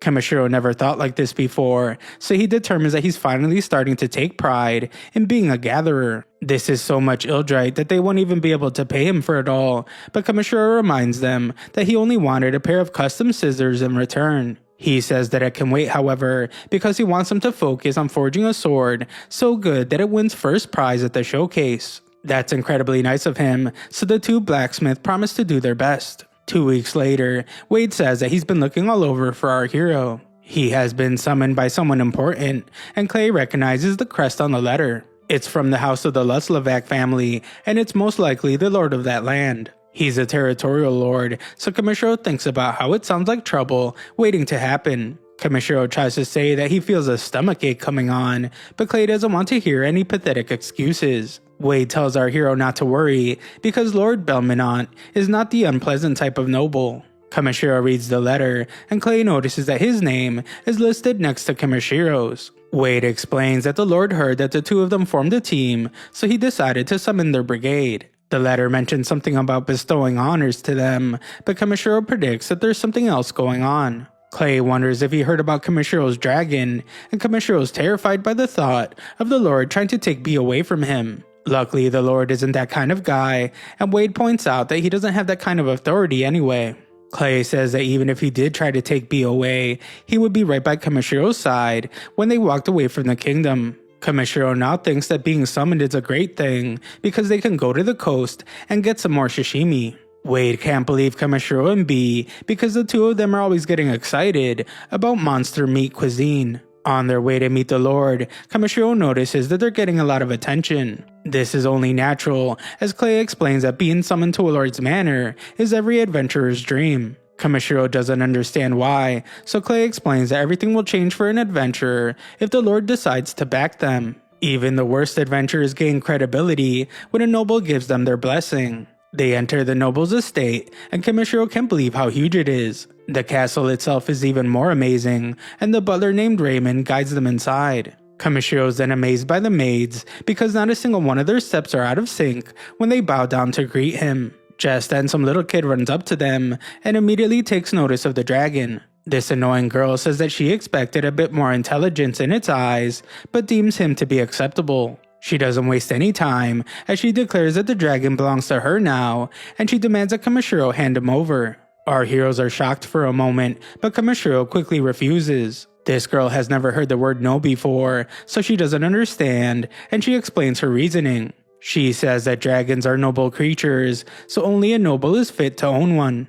Clay recognizes her as Lady Tiaris, and Kamishiro checks her stats. She is an unreasonable kid, so Kamishiro wonders how he will handle this situation. He tries by asking her why she believes she's entitled to his dragon, and her answer is simple. Someone named Bernard told her that an adventurer was traveling with a dragon, and she just knew that she had to have it. He also told her that when dealing with ignorant adventurers, she must stand firm and act with dignity to make them obey her. Kamishiro concludes that Bernard is behind all this, but he then realizes that he has no clue who Bernard is. Kamishiro simply tells her that B is part of his family, so he can't hand him over to anyone. B politely says hi to her after she says his name, and she's delighted that he responded to her. She can tell how nice they both are, and she's now embarrassed for speaking to them so cruelly. She never even considered how strong their bond would be, so she apologizes for trying to break them apart. Tiaris is elated when B forgives her, and she hugs the life out of him. Kamishiro wonders why she wants a dragon so badly, so Tiaris explains that she wanted to show it to her mother. Just then her father arrives to wonder what she's doing. Kamishiro is stunned because this guy is super young, and he's the lord of this entire land. His name is Belminant, and he's pleased to finally meet the gatherer that he has been hearing so much about. Belminant apologizes for his daughter's behavior, but Kamishiro tells him not to worry about it. Belminant gets right to business and reveals that there's only one reason why he summoned them. Clay has a feeling that he knows what this is about, and Belminant confirms that it's about his wife, Militaria. She has been bedridden for nearly a half year now, and the doctors can't do anything to help her. Belminant has heard rumors about Kamishiro, specifically one instance about a family that he helped. The rumors say that a frail man in the Bospo district suddenly regained his health in one day thanks to Kamishiro's handiwork. Belminant now pleads for Kamishiro to use his remarkable power, and he begs for him to save his wife. Kamishiro thinks about how he tried to heal Clay, but he also ended up forcing him to evolve. He fears that if he messes up the balance again, there's no telling what could happen. When Kamishiro doesn't respond, Belminant reveals that his daughter wanted a dragon because of her mother. In a few days, Tiaras will have to return to the royal capital for school. She thought that she could lift her mother's spirits by getting her an adorable creature that would stay at her bedside. Belminant admits that she can be foolish sometimes, but he says that Tiaras has a kind heart. Clay's face is soon covered in tears, as he can't believe how sad this story is. Kamishiro wishes that his friend wouldn't stare at him with tears in his eyes, because he's guilting him into saying yes. B is in tears as well, but Kamishiro must think of all the consequences. Belminant is a lord, and if anything goes wrong with the healing, then he will be in huge trouble. Kamishiro can't help himself though, and Belminant is delighted to hear that he will help them. They go to Militaria's room, and Kamishiro can tell that it hasn't been aired out in days. Militaria greets her beloved husband, and Kamishiro is shocked by her sickly appearance. Belminant reveals to her that he brought the man rumored to heal illness with the mysterious power, so he calls Kamishiro over. Kamishiro would like to let some light in first, but Belminant doesn't allow it. He says that his wife is sensitive to sunlight, so Kamishiro just gets to work. His scan reveals that she's riddled with illnesses. There are at least 5 things terribly wrong with her, and lots of her organs are failing. Kamishiro can more or less tell what's wrong with her, so Belminant desperately wants to know if Kamishiro can cure her. Kamishiro is confident that he can treat her symptoms, like sensitivity to light, joint pain, and the dizziness. The other stuff like that won't be a problem, but Kamishiro thinks about how there are worse things wrong with her. Some of the things like ivor poisoning he has never even heard of, but he believes that curing the things he can should help a little. Clay can tell that Kamishiro is worried, so Kamishiro explains that it all comes down to trust. He points out that he's just an unknown adventurer, so he asks Belmonant if he will really place his wife's life in his hands. Militarius will do as her husband decides, and she explains that she's not expecting a miracle. She begins to cry as she reveals that she just wants to hold Tiaris in her arms again. That alone would be enough, so Belmonant begs for Kamishiro to save his wife. With that settled, Kamishiro declares that it's time to get started. Clay wonders if Kamishiro will use the same spell he used to heal him, but Kamishiro won't. That spell consumes a lot of mana from the recipient, so Kamishiro doubts that Militaria would survive if he used it. Kamishiro determines that he has to do something about the room first, but Militaria's eyes can't handle any light. This means that he will have to heal her eyes first, but it won't be easy. She will feel immense pain if he pours the mana too quickly, and he must be very precise. After the healing spell, everyone waits nervously when he asks her to reopen her eyes. Everyone is amazed, however, when she reveals that she can see properly again. Things are going well so far, so Kamishiro uses his clean spell on the entire room. The room is soon spotless, and light is once again allowed to shine inside. Militaria begins to cry as the light is no longer blinding, and Belmonant can't hold back his tears either. Everyone is very thankful for Kamishiro's great work, but something is bothering him, and he tells Belmonant that they need to speak alone. Kamishiro reveals to him that Militaria has Ivor poisoning. He doesn't really know what it is, but he is certain that she's continuously consuming something that contains the poison. Belmonant is then horrified when Kamishiro concludes that someone is poisoning her. Since Kamishiro doesn't know what Ivor poison is, he can't heal her, so Belmonant will have to try to order an antidote. Unfortunately, Belmonant reveals that the antidote doesn't exist. Ivor poison is a forbidden poison lost to time, and its antidote was forgotten as well. Kamishiro believes that they can just make the antidote themselves, but that is easier said than done. Belmonant explains that it's a poison used in ancient times, and no one even knows where to find the materials anymore. Just then, Belmonant realizes that there may be a way to find some clues. There are some ancient documents that were gathered by his predecessors, but the problem is that most of them are written in ancient languages. No one could ever decipher them, but thankfully Kamishiro can because of his skills. There are a ton of books though, so Kamishiro will have to find out if any of them have information on Ivor poison. Thanks to his search ability, this part is easy, like searching for a keyword on a computer. He finds a book that describes the Ivor flower, but something is strange. Belmonant is ready to hear what terrifying news comes next, so he tells Kamishiro to just read it out loud. It turns out that the strange thing about the book is that it's written for children, so Kamishiro reads it that way, and the others wonder if he's joking. Kamishiro is very serious, however, as the first part of the story starts by introducing the super cute adventurer named Paula Paula. They must find their answer, so Belmonant pleads for Kamishiro to continue. This story is about Paula Paula's journey across the world and how one day she found a huge rock shaped like a horse. It was by a huge lake, and there she also spotted some super rare flowers called Ivor. Thankfully, the horse rock and the huge lake are enough clues for Clay, and he points out the location on a map. It's near a village called Asith, and it will take 5 days on carriage to reach. They decide to leave immediately, and we see that someone is watching them. Kamishiro finishes up leaving some gems behind, and he explains that they're for security measures. The people who are harming Militaria might try something while they're gone, so he is just taking some precautions. Tiaris arrives to apologize to Kamishiro because she was so rude to the very person that is trying so hard to save her mother's life. Kamishiro admits that he didn't like her behavior, but he credits her for realizing her mistake on her own. That means she's capable of being very considerate, so he just tells her to try and think more carefully before she acts next time. He is sure that her life will be more enriched because of it, and she promises to think for herself next time. Kamishiro has one more thing to say, and he tells her to be careful after they leave. He thinks that someone might try to influence her and tell her that she's being tricked. They will probably try to turn her against Kamishiro, so Kamishiro tells her to speak with her father immediately if that happens. Kamishiro makes it simple for her to remember by saying that he wants her to be aware, be brave, and to consult. In short, she can just remember ABC, and this makes it much easier for her.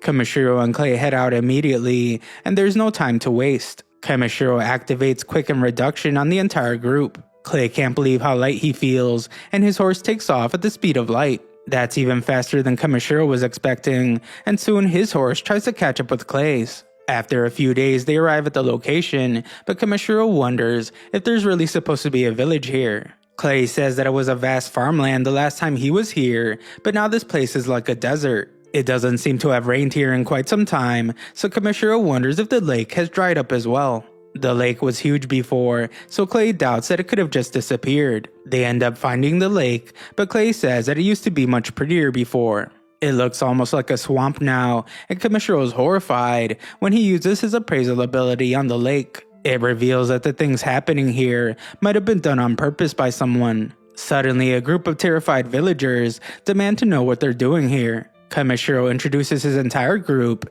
and he explains that they're on a quest to retrieve a rare material. The villagers can't believe that they traveled so far just to come here, and they want to see proof that they belong to a guild. Clay shows them some proof, and the villagers are amazed because it's a bracelet only for A-rank adventurers. Kamishiro would like to hear any information they have, but he becomes concerned when one of them collapses. It's clear that the villagers haven't been eating properly, so Kamishiro demands to know what's happening here. The villagers take them back to the village, and they reveal the things that started happening 10 months ago. The lake changed color as if it were cursed, and all the fish died.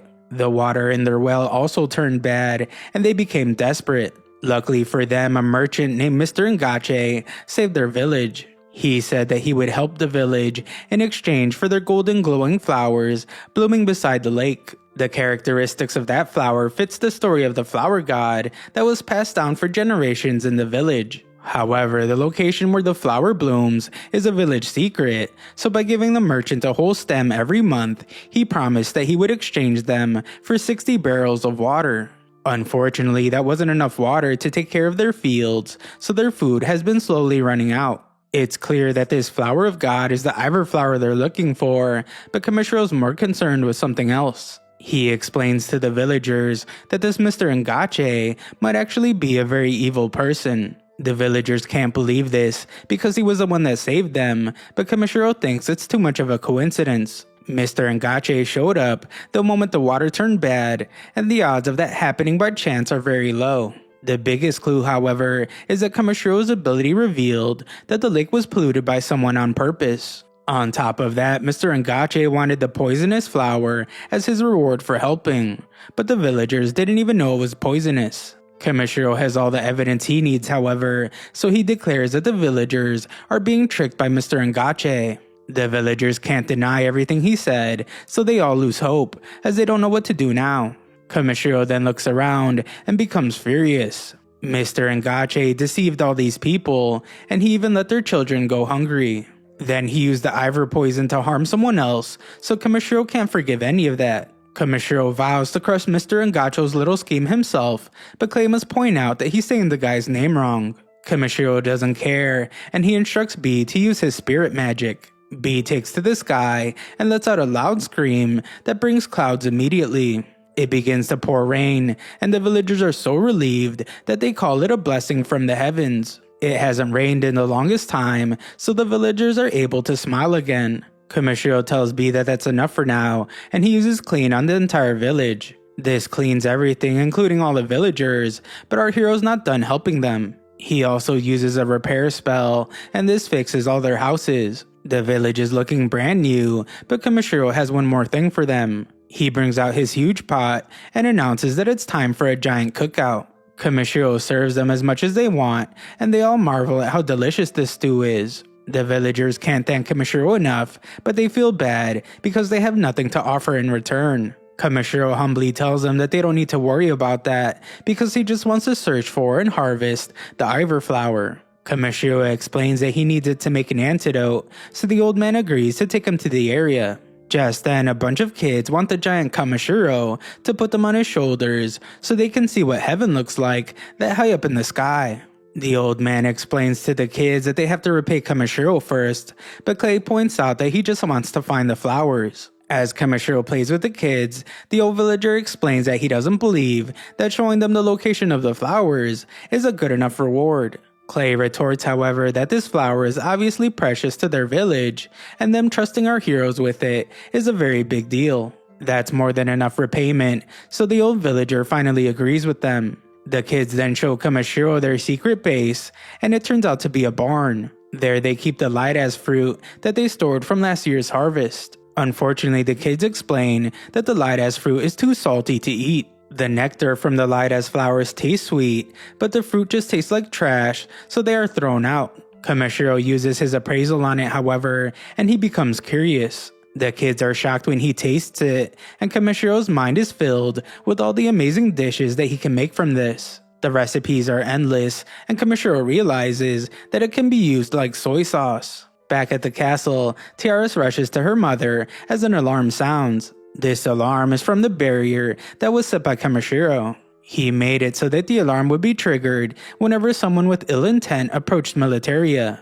Tiaris can only wonder who would want to harm her mother, and she is shocked by who she finds. The guy tells Tiaris to stay calm, but she just tells him to get away from her. This guy is Bernard, and Tiaris wonders if he's the one trying to end his mother's life. He wonders why she would think something so terrible of him, so she points out that he set off Kamishiro's alarm. Bernard is disappointed to see that she's trusting Kamishiro, and he reminds her that adventurers are crude and greedy people. He explains that they only care about squeezing money out of people, and Kamishiro's alarm is nothing more than a trick to deceive everyone. Tiaris no longer believes his words, however, as she saw what Kamishiro was like firsthand. She declares that Kamishiro was courteous and respectful to her, and that was despite how rude she was to him. Bernard doesn't give up, however, and he tells her to think about who is more trustworthy.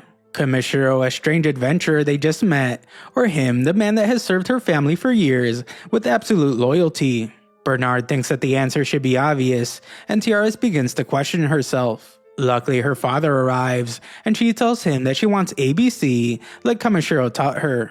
After hearing both sides, Belmonon concludes that there is a possibility that Kamishiro is deceiving them. Bernard is happy to hear this, but Belmonon also says that Kamishiro is the person that improved his wife's condition. That gained him a lot of trust, and now Kamishiro's magic device is indicating that Bernard is dangerous. Bernard is then surprised when some water is brought into the room. Belmonon explains that he cannot say who's telling the truth, so he will have Bernard prove his innocence. He pours some of the special water that Bernard brought for Militaria's treatment, and he instructs Bernard to drink it himself. Bernard is very hesitant, so Belmonon demands to know what's wrong, because Bernard always said that this water was very nourishing. Belmonon pours it on him, and Bernard is forced to admit that it's poison. He screams in agony, but Belmonon drinks it, and reveals that he just tricked Bernard into revealing the truth. This was actually normal water, but it did its job to force Bernard into revealing that the so-called medicine he brought from Militaria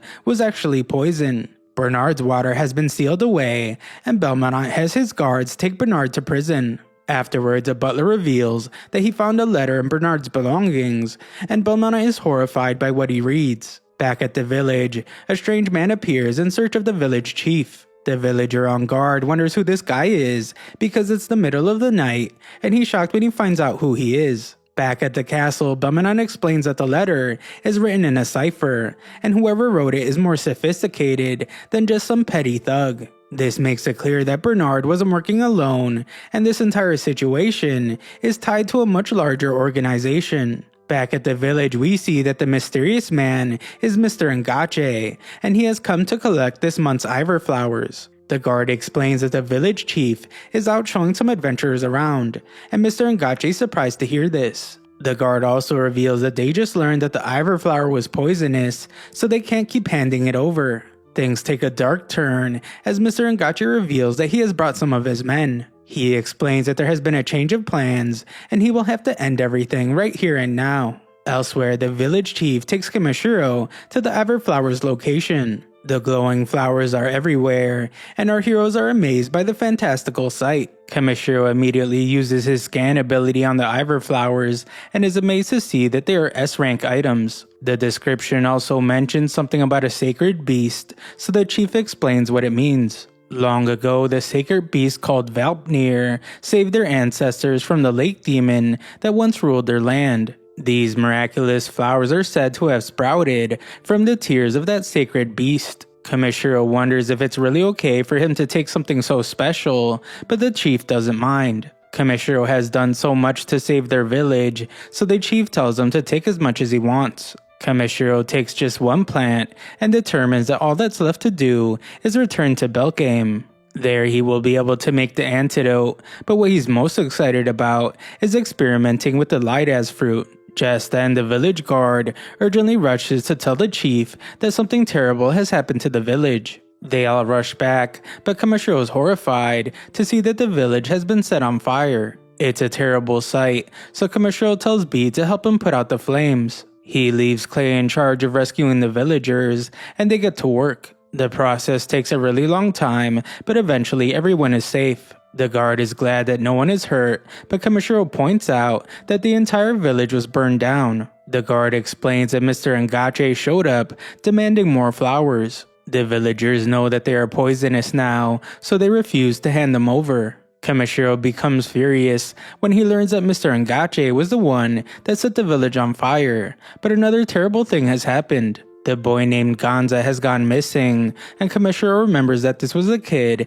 that looked up to him. Kamishiro fears the worst, and some lady reveals what happened. Mr. Ngache set the village ablaze, and while everyone was in a panic, he took Gonza and headed towards the lake. Clay refuses to let Mr. Ngache's actions go unpunished, but no one is as mad as Kamishiro. Kamishiro doesn't waste any more time, and he angrily activates his search ability. Using its maximum range, Kamishiro is able to find Mr. Ngache's hideout. There are 96 thugs gathered there, so Kamishiro tells Clay that it's time to go.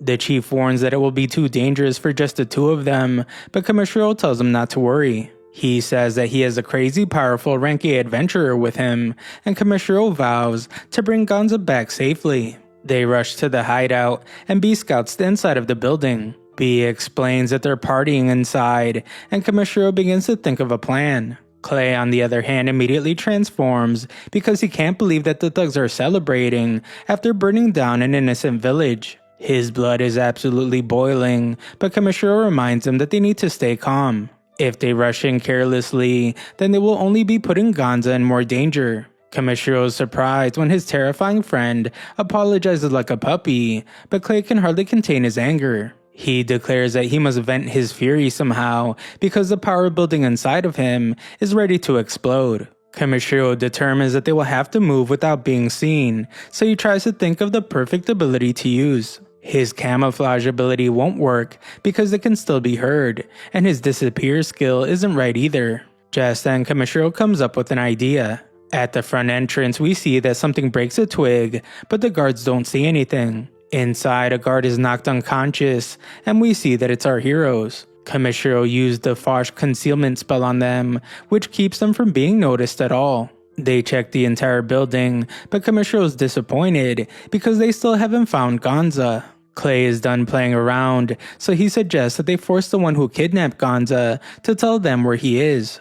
In a large room, the thugs all celebrate how they taught the villagers a lesson for defying their boss. They're still upset, however, because Gonza won't tell them where the Ivor flowers are. These guys are seriously evil though, as they say that they will just have to force the kid to tell them. It turns out that their entire plan is to drive up the price of the Ivor poison. The first step was poisoning Militaria so that they could bring lots of attention to the situation. When people hear that the greatest healers couldn't cure her, and rumors spread that it was because of Ivor poison, then demand for it would explode. An incurable poison will be incredibly valuable, and people will pay anything to get their hands on it. The guy spilling all the beans gets knocked out by Mr. Ngache as he points out that this plan is top secret. He reminds everyone to keep their mouth shut because if anyone talks, then they get dumped in the lake. Our heroes finally learn who is behind Militaria's poisoning, and Clay can't hold himself back any longer.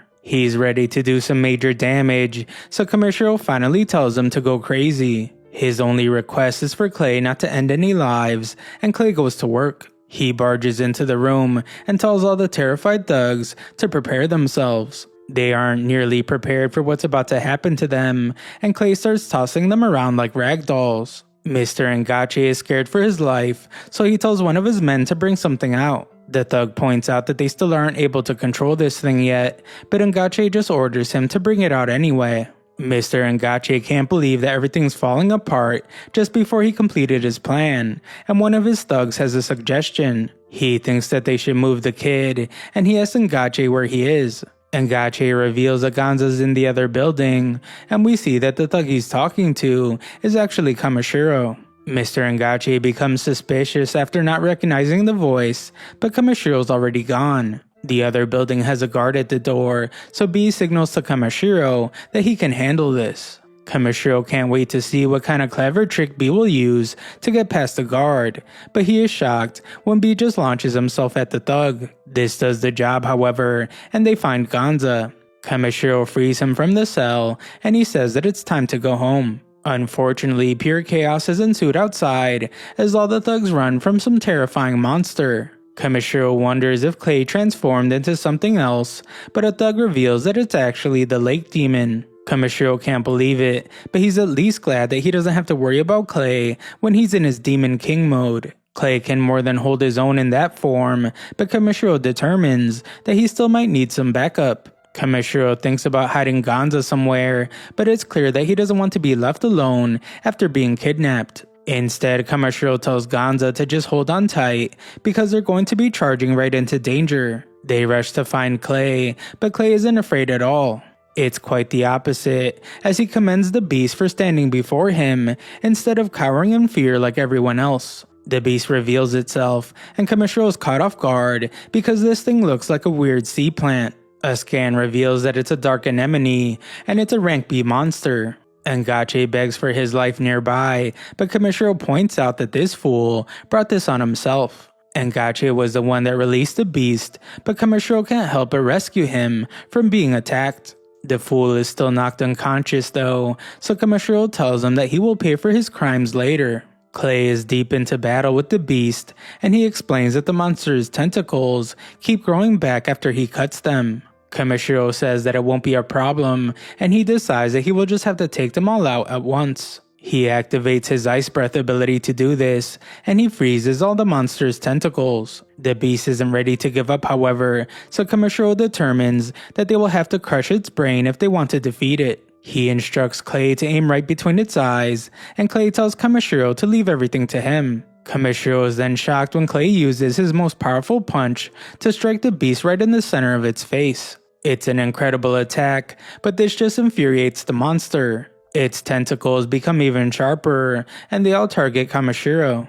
This attack does major damage, so both he and Gonza are in danger of falling into the lake. Kamishiro rescues Gonza by tossing him to B, but he falls into the poisonous lake. Kamishiro smirks as he can't believe how terribly everything has gone. Even with all his weird powers, Kamishiro knows that swimming in poison is a terrible idea. He can only laugh because he never thought that he would ever sacrifice his life for another person. He concludes that sometimes his body just moves before his brain has time to think. Just then we see that someone is watching Kamishiro. This person acknowledges that this world has been changing for the better, and it's all because of Kamishiro. Some unexpected side effects have also happened because of Kamishiro, but overall his changes have been really good. This person says that they also care about this world a lot, just like Kamishiro, so they decide to grant one of Kamishiro's wishes. Meanwhile, Kamishiro thinks about how he doesn't want to die yet, because there is still so much he wants to do. There are still tons of foods that he wants to try, and he just now remembers that he found soy sauce. He also wanted to watch B grow up, and he wanted to see his friends one last time. Kamishiro becomes really concerned, however, when he thinks about the ultimate pair of scissors that he was going to have made. Kamishiro regrets not being able to do all this stuff, and his life begins to fade away. Just then, Kamishiro is amazed when he's pulled out of the water by a flying horse. He introduces himself to the mythical beast, and it reveals that its name is Valpnir. That name sounds really familiar to Kamishiro, but he can't remember where it's from. Kamishiro wonders if the horse lives in the lake, and he apologizes for intruding if it does. The horse says that this is of no concern, and it just tells Kamishiro to look around. Kamishiro is then amazed as all the life is brought back to the land, and the water becomes clean again. Everything was pitch black a moment ago, so he can only wonder what happened. Valpnir reveals that the land was purified, and it was all Kamishiro's doing. Valpnir explains that long ago, this place became choked with stagnant mana. Valpnir began to lose her power because of this, so she didn't have many options left. To protect the fertile land and clear waters, she created the Iver flowers, infused with purification. She exhausted her power doing this, and she turned into stone. Valpnir says that she could have protected this land forever, but it was tarnished by wicked humans. Kamishiro realizes that the wicked human was Ngache, but Valpnir says that the story has a good ending. The wicked humans tarnished the land, but Kamishiro saved it by taking the mana essence into himself. Because of that, Valpnir's strength returned, and she cleaned the lake. Afterwards, everyone's glad to see that Kamashiro's okay, and he explains that a god saved him. Valpnir points out that Kamishiro also saved her life, so he says that they're even. Clay can only wonder who our hero's talking to, so Kamishiro realizes that he's the only one that can hear Valpnir. Valpnir says that he has her eternal gratitude, and she disappears. They return to the village, and the chief is relieved to see that Gonza is safe. A while later, Kamishiro prepares to try something, but Clay is worried. He wonders if it's really safe, but Kamishiro just tells him that he worries too much. Our hero explains that he just thought of this spell recently, and he tells Clay to get closer. Once Clay is inside the circle, Kamishiro activates his gate ability, and this teleports them back to Belmonant's castle. With the help of the guild's apothecary, they're able to make an antidote from the Iver flower. Kamishiro gives it to Militaria, and her skin immediately regains its color. Kamishiro uses scan on her again, and he's pleased as the Iver poison disappears from her status screen. Everyone in the family is then amazed as Kamishiro announces that Militaria is fine now and the poison is gone. Tears fly everywhere, and the family shares a warm embrace. Kamishiro returns to the village, and the chief can't believe that they were deceived by Mr. Ngache. Their little village was dragged into something terrible, but Kamishiro declares that he turned Ngache in, along with plenty of evidence. He will get what he deserves, but more importantly, the village is safe. The chief wishes that they had some way to repay Kamishiro, but our hero says that there's no need for thanks. He does, however, say that instead of payment, he has a request. The chief is shocked when Kamishiro brings him something and tells him to give it a try. The chief cautiously takes a bite, and he nearly passes out from the delicious flavor. Kamishiro explains that it's butter soy sauce potato, and he reveals that he has a proposal. He says that he would like to buy the light-as fruit in bulk, but the chief can't believe that Kamishiro used the light-as to make this delicious dish. Our good guy hero reveals that he would even like to use the profit he makes from the fruit to expand the light-as fields. Of course, the chief says that Kamishiro can never possibly use that much of the fruit, but Kamishiro has a whole plan. He believes that the soy sauce will really become popular in Belkame, and light-as will become the specialty of their village. Their village will be known across the country for their light-as fruit, and the village will prosper. The chief thinks it's a great idea, so Kamishiro shares the dish with everyone in the village. Afterwards, Clay wonders how it feels after finishing such a massive job. Kamishiro responds by saying that he's so exhausted that he's seeing hallucinations. Clay wonders what the heck he's talking about, so Kamishiro says that the sky is glowing in his eyes. Clay reveals that the sky actually is glowing, and Valpnir reappears. Kamishiro can hardly remember her name, and he wonders what she's doing in Belkame. She calls Kamishiro the bearer of her blessing, and she explains that she has spent ages dwelling in this land. She declares that it's time for a change, and she shocks our heroes by transforming into a human girl.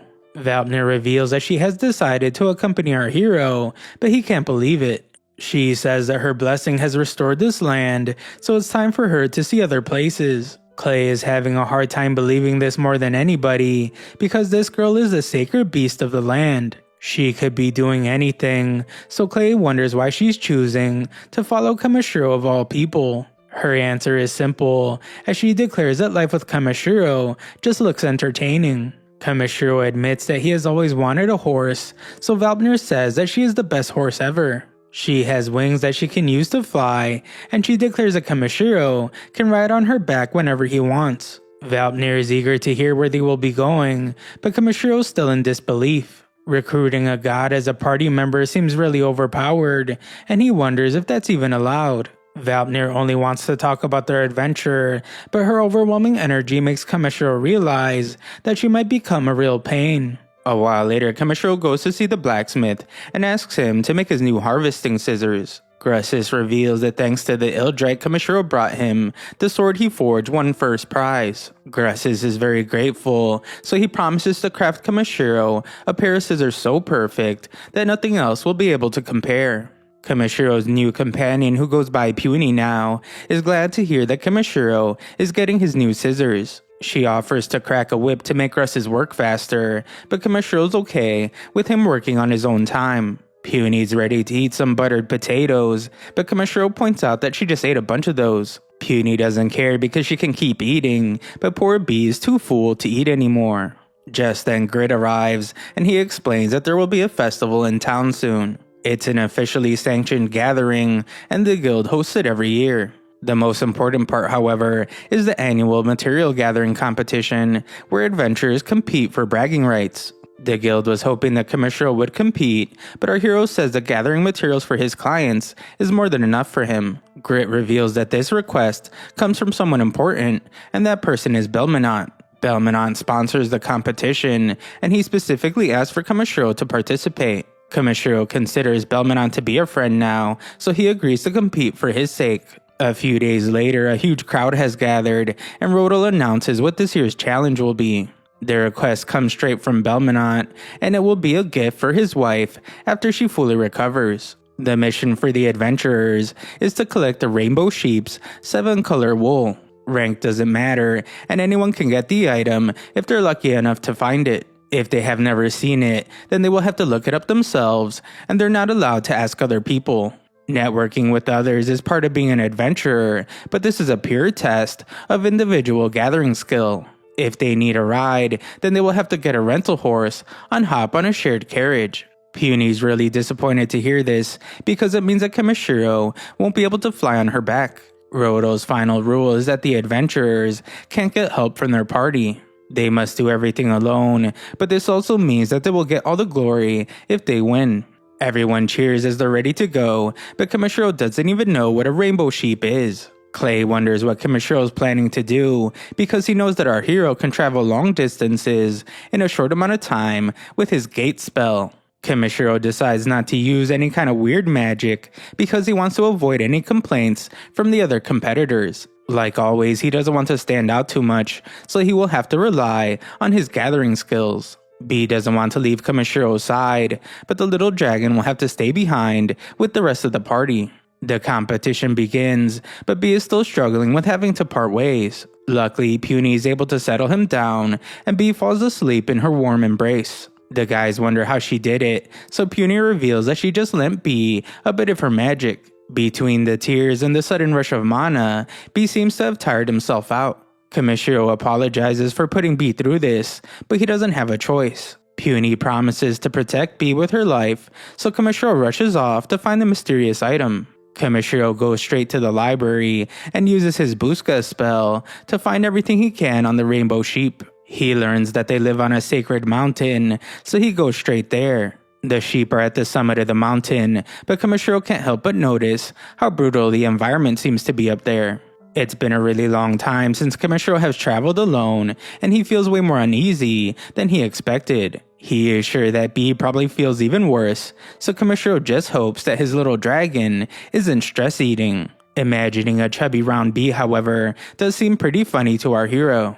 Back in town, Puny must tell Bee to stop moping. Puny explains that she can rush to help Kamishiro if he ever needs help, especially because she's much faster than he is. Bee doesn't like her saying that she's faster than Kamishiro, but she points out that a mere human could never outrun a divine steed such as herself. Puny offers to prove it to Bee, so Clay tries to calm them down. Clay reminds her that she has nothing to prove because everyone knows how fast she is, so Puny agrees to keep her temper under control. Clay manages to calm Bee down as well by saying that there isn't a soul alive that can dance through the skies faster than him. Everyone calms down, and Clay thinks about what Kamishiro told him. Kamishiro said that if the two of them started arguing, then all Clay would have to do is compliment them. It has worked almost too well, but Clay can't be sure how long this peace will last. There's no telling when they will blow up again, so Clay hopes that Kamishiro will return soon. The next day, Kamishiro finds a herd of rainbow sheep. According to a book from the library, the sheep are hard to capture because of their speed and cautious nature. Kimishiro wonders how he will catch one, and he remembers something. He screams the word Lulu as loud as he can over and over again, and the sheep begin to run to him. He learned to do this call from one of the books he read, and he's relieved to see that it worked. Kamishiro tells the sheep that he would like to borrow some of their wool, and one of them is up to the task. Kamishiro is amazed when he sees how soft the wool is, and he's surprised when all the other sheep want to give him wool too. Some adventurers watch nearby, and they're shocked to see how easily Kamishiro is getting the wool. A while later, Kamishiro thinks about how he gathered way more wool than he expected. Just then, Kamishiro is amazed when a real flying dragon appears before him. It's an amazing sight, and Kamishiro wonders if Bee will one day look like this dragon. When Kamishiro returns to town, Bee immediately rushes to greet him. Kamishiro is announced to be the winner of the competition, and everyone cheers for him. Afterwards, Kamishiro is told what it means to be an FB rank. It's the title given to what they call all-rounders. They are adventurers who are certified to accept jobs ranging from the lowest rank F all the way up to high tier B. What makes them special is that the base reward, normally fixed by their adventurer rank, shifts depending on the job's rank instead. Kamishiro is intrigued by their offer because it means that he can keep taking low-ranking quests from his usual clients while being a higher rank. Kamishiro thanks Rodel for the offer, but there's one more thing. If Kamishiro delivers something way above the job's intended quality, the pay is adjusted upward. Rodel explains that giving a little extra value isn't a problem, but if Kamishiro overdoes it, then he could ruin the market prices, and then they will have a problem. The bear guy clarifies that everyone just wants to pay Kamishiro what his skills are actually worth. Rodel explains that he isn't the only one that cares about Kamishiro either. It turns out that everyone Kamishiro has met has been waiting for his rank to go up. This is just their way of respecting Kamishiro's wishes to live a humble life while still treating him fairly and paying him what he's worth. They tell him to think it over, so Kamishiro thinks about how he has always tried not to bother anyone. He always tried to avoid causing any trouble, but he had no clue that so many people were rooting for him to rank up. Puny points out that Kamishiro was blessed with divine protection, so trying to pretend that he's an average insignificant human is futile. Being an ordinary nobody would be enough for Kamishiro, but he can imagine a world where he strives for more. Kamishiro accepts the offer to rank up, so Rodel gives him his FB rank guild ring. Just then, Ariana barges in to reveal that a forest worm has appeared near the main road. It will reach the city very soon, and Rodel determines that a beast like that is way too much for the regulars to handle. Rodel leaves the job to our heroes, and Kamishiro's ready for battle. They rush to the edge of the forest, but they're surprised because the worm is much bigger than they expected. Just then, our heroes are absolutely stunned as they hear a familiar voice coming from the top of the worm. It's Brolight, and she's glad to see that everyone looks healthy. She explains that she's been looking everywhere for Kamishiro, but he doesn't want her to get anywhere close to him because he can smell her from a mile away. Kamishiro uses clean on her again, and he can only wonder why she was riding the worm monster. Brolight reminds Kamishiro that he wished for a unicorn once, so that is why she brought him something to ride on. It's a creature that she was very close with back home, and its name is Kiarasis. Kamishiro is shocked because she brought this worm to be his pet, but this thing smells really bad too. Kamishiro uses clean on it as well, but the worm just runs away. He passes on Brolight's gift, so Brolight assumes that he's determined to find a unicorn. Puny hates the thought, as she explains that a unicorn is really just an ordinary horse, and it could never compare to her own magnificence. Brolight wonders who this strange woman is, but Kamishiro just tells her that it's a long story. As they all celebrate their reunion, Kamishiro explains everything that happened while they were apart. He tells Brolight about how he formed a team with Clay and how they assisted Belmonant. He also explains how they met a sacred horse deity and how she somehow became part of their party. Brolight wonders if she can join his party as well, and Kamishiro points out that he was planning to invite her anyway. Brolight is glad to hear this, and she reveals that she did all she could to improve herself for the day they met again. Brolight shows off her A-rank guild ring, and she explains that she trained hard after they parted ways. Puny says that the pure aura Brolight carries is soothing even to her spirit, and this can only mean one thing. Puny is about to reveal what Brolight really is, but Brolight asks her not to speak of that here. Brolight doesn't intend to hide it forever, so Puny allows her to reveal it whenever she's ready. Brolight then explains that she has a favor to ask. Her elder sister Ludakara fled their homeland, so she wants Kamishiro to find her. This request catches Kamishiro off guard, but there's even more to the story. Brolight goes on to say that Ludakara was chosen by her village as the Shrine Maiden, the one who would bear the next generation of leaders. She was meant to marry one of their clansmen and produce an heir. This is considered to be an honor, and it's a duty passed down by tradition. Unfortunately, for whatever reason, Ludakara just ran away. This is some pretty heavy stuff, so Kamishiro's surprised that Brolight just dropped that on them so casually. Brolight explains that Ludakara threw a tantrum, saying that she refused to marry a man that she disliked. That is why she insisted on a condition for their marriage. She demanded for a white Pegasus, one so beautiful it could not possibly exist in this world. Unfortunately, when Brolight returned the Pegasus she found, Ludakara was already gone. That is when Brolight realized that if anyone could find her, it would be Kamishiro. Kamishiro wonders if it's really okay to bring her sister back because she clearly left on purpose. Brolight now reveals that bringing her back isn't the goal. She simply wants to know why her sister left without telling her anything. Brolight is clearly having a hard time with this, so Kamishiro agrees to help. Everyone else on the team is on board as well, so Kamishiro declares that it's time to head to the Elven homeland. Kamishiro actually has no clue where it is, so Brolight explains that it's deep within a forest that only opens under certain conditions. From there, the elves weave a path using their unique magical power. The elves cannot reveal the details to outsiders, so she just tells Kamishiro to think of it as a kind of spatial magic. Just then, Puny tells everyone that they can ride on her back, and Brolight is amazed to see her transform into a horse. Puny declares that the time it takes to reach the ends of the earth is nothing but a blink to her, so she tells everyone that it's time to go. Everyone is amazed as they ride on her back because they can't even feel any bouncing. Puny says that it's only natural because she's the greatest steed in existence. They reach their destination in no time, so Brolight performs the incantation to create the path. A vortex appears out of nowhere, and Brolight tells everyone to touch it with their eyes closed. Brolight goes first, and Kamishiro is shocked when she gets sucked in. The others begin heading inside, but Kamishiro points out that it's pretty scary.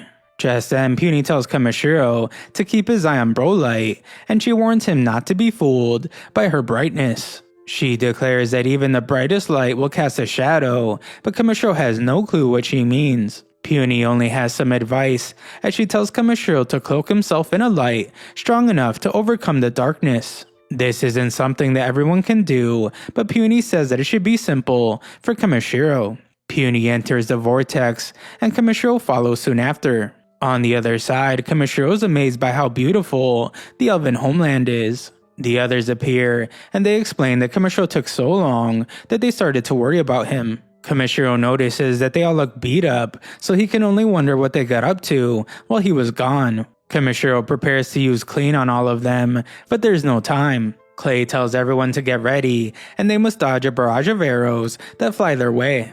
Kamishiro uses his shield spell to protect everyone, and Brolight reveals that these arrows belong to the archers from her homeland. Just then, someone calls out to Brolight. This guy says that he sent someone defiling the sacred grounds of his village, and he's not surprised to see that it was Brolight. Tensions rise between the elves, and Kamishiro thinks about what Puny said. Even the brightest lights will cast a shadow, so Kamishiro fears that there might be something bad that he doesn't know about Brolight. The guy is furious at Brolight for bringing outsiders to their sacred land, but Brolight explains that they mean no harm. She tries to say that they're all just here to find Ludakara, but the guy named Velk silences her. He questions her respect for the laws of the land, and he points out that she allowed some sinister beings to set foot in their village. Puny takes great offense to this, and she wonders if this fool was really talking to her. Her anger causes a storm to form above them, and she transforms into her horse form. Puny calls herself the Altatum Ekris,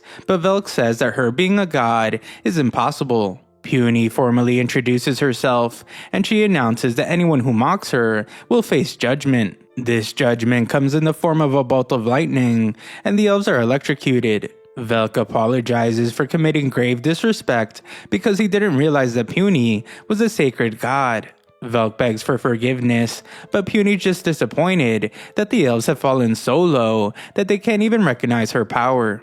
The elves are all confused, so Kamishiro realizes that they can't hear her voice. This is because when she's a horse, only people with enough magic can hear her. Velk says that he will be more careful with his words, so he politely asks why Puny has come to their land. Kamishiro says that he can explain, but the elves are on high alert. Kamishiro calms them down by introducing himself, and he amazes them when he shows them his guild bracelet. Before he can explain what rank he is, the elves say that the bracelet means that he's an all-rounder. Kamishiro then explains that they're helping Brolight because she's an important member of their team. Brolight is touched to hear this, and Velk decides to introduce himself as well. He says that he's a warrior who protects the sacred grounds of their homeland, and he offers to guide them to the village. On the way there, Puny warns Kamishiro that there's something in this forest. Kamishiro wonders what it is, but Puny just says that it's something very unpleasant. The land is absolutely beautiful, and the guys can only wonder what this place is. Brolight explains that this is the elven village, but Clay points out that the air here is unpleasant. He can't stop coughing, and Kamishiro says that all this stuff in the air is mana pollution.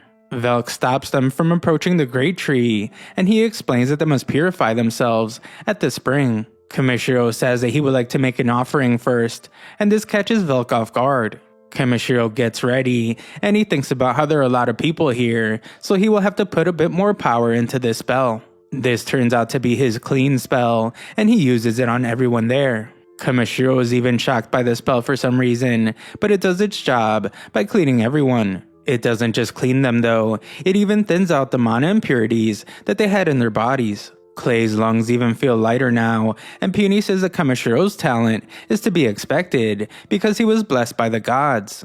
Velk is in complete disbelief, so he demands to know what Kamishiro just did. Brolight says that it's all because of how remarkable Kamishiro is, but Kamishiro thinks about how her answer didn't explain anything. More importantly, Kamishiro thinks about how that clean spell he just used felt a lot stronger than usual. It could have something to do with all the mana here, and he wonders why the mana in this village is so dense in the first place. They all make their way up the tree, and Kamishiro can't help but notice how imposing it is up close. Brolight explains that the great tree is the very symbol of the elves. Within it lies the palace where the high elves reside, and only high elves and those granted permission may ascend. Clay is shocked because he realizes what Brolight really is, and she apologizes before revealing that she's a high elf. Brolight explains that she has broken the laws of her homeland, but there was just something she had to do no matter what. She is sorry for keeping this huge secret from them, but Kamishiro wonders if it's really that big of a deal.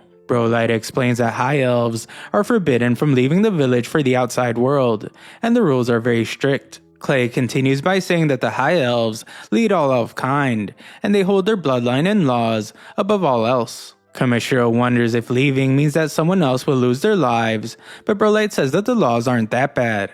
He then says that if no one loses their life for it, then it's fine to choose something more important than following a rule. Kamishiro then shocks her when he says that he knows that she must have had a good reason. She of course did, and she has flashbacks of what happened. Kamishiro admits that following tradition might be considered correct, but he says that focusing only on being correct can make life miserable. Furthermore, old rules don't really fit the present day. As long as Brolight isn't hurting anyone, Kamishiro thinks that she should be able to live her life however she wants. Brolight is grateful for the kind words, and Clay agrees with him. Clay points out that his village rules have never been his top priority. Puny takes a much ruder approach as she declares that high elves are simply a small-minded race who think that their tiny world is everything. Bee rushes over to give Brolight a hug, and she begins to cry. She thanks everyone from the bottom of her heart, and Kamishiro thinks about how it takes real courage to admit that she broke such a big rule. Brolight apologizes once more for hiding it, and she says that the palace is just up ahead. This secret is what Brolight didn't want Puny to reveal the other day, so Kamishiro's glad that it wasn't something worse. When they arrive inside the palace, the guys are amazed by how impressive it is. A woman named Ombre welcomes Brolight home, and Brolight says that she wishes to have an audience with her older brother.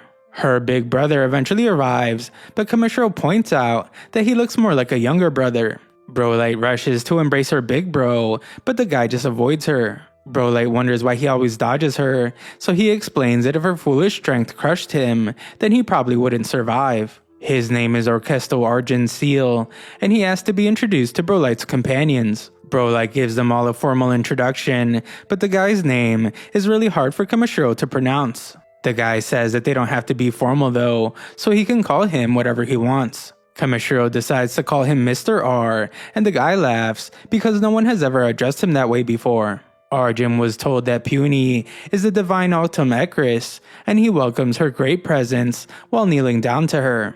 He's very respectful, and he says that all of his clan rejoices at her descent upon their land. Kamishiro can't help but be amazed, because this is the first time he has really seen her being treated like a god. Arjun then apologizes for Velk's behavior earlier, but Kamishiro says it's no big deal. Arjun can tell that Kamishiro is surprised by his small stature, but Kamishiro tries to deny it. Arjun says it's fine though, because they flaunt themselves as high elves, but they're really small.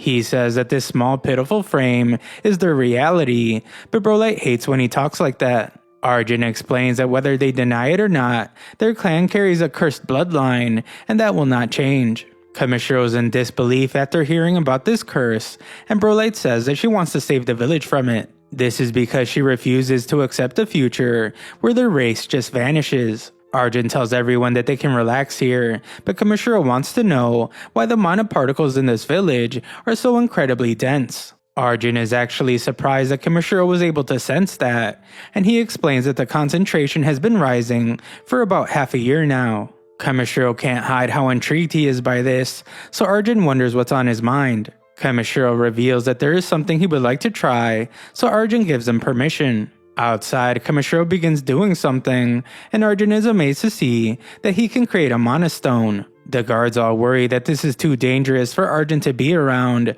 but Arjun tells everyone to stand down. Kamishiro then creates a giant stone, and he tells Arjun to put his hand on it while saying start. The guards fear that something terrible will happen, so they try to stop him, but it's too late. Arjun does exactly what Kamishiro told him, and this causes the stone to float. It goes way up into the sky and begins spreading some kind of dust around. Everyone is amazed as Brolight says that the mana density is thinning out and Clay's cough completely goes away. Even everyone in the village notices the difference, and Kamishiro's glad that everything worked out just like he imagined.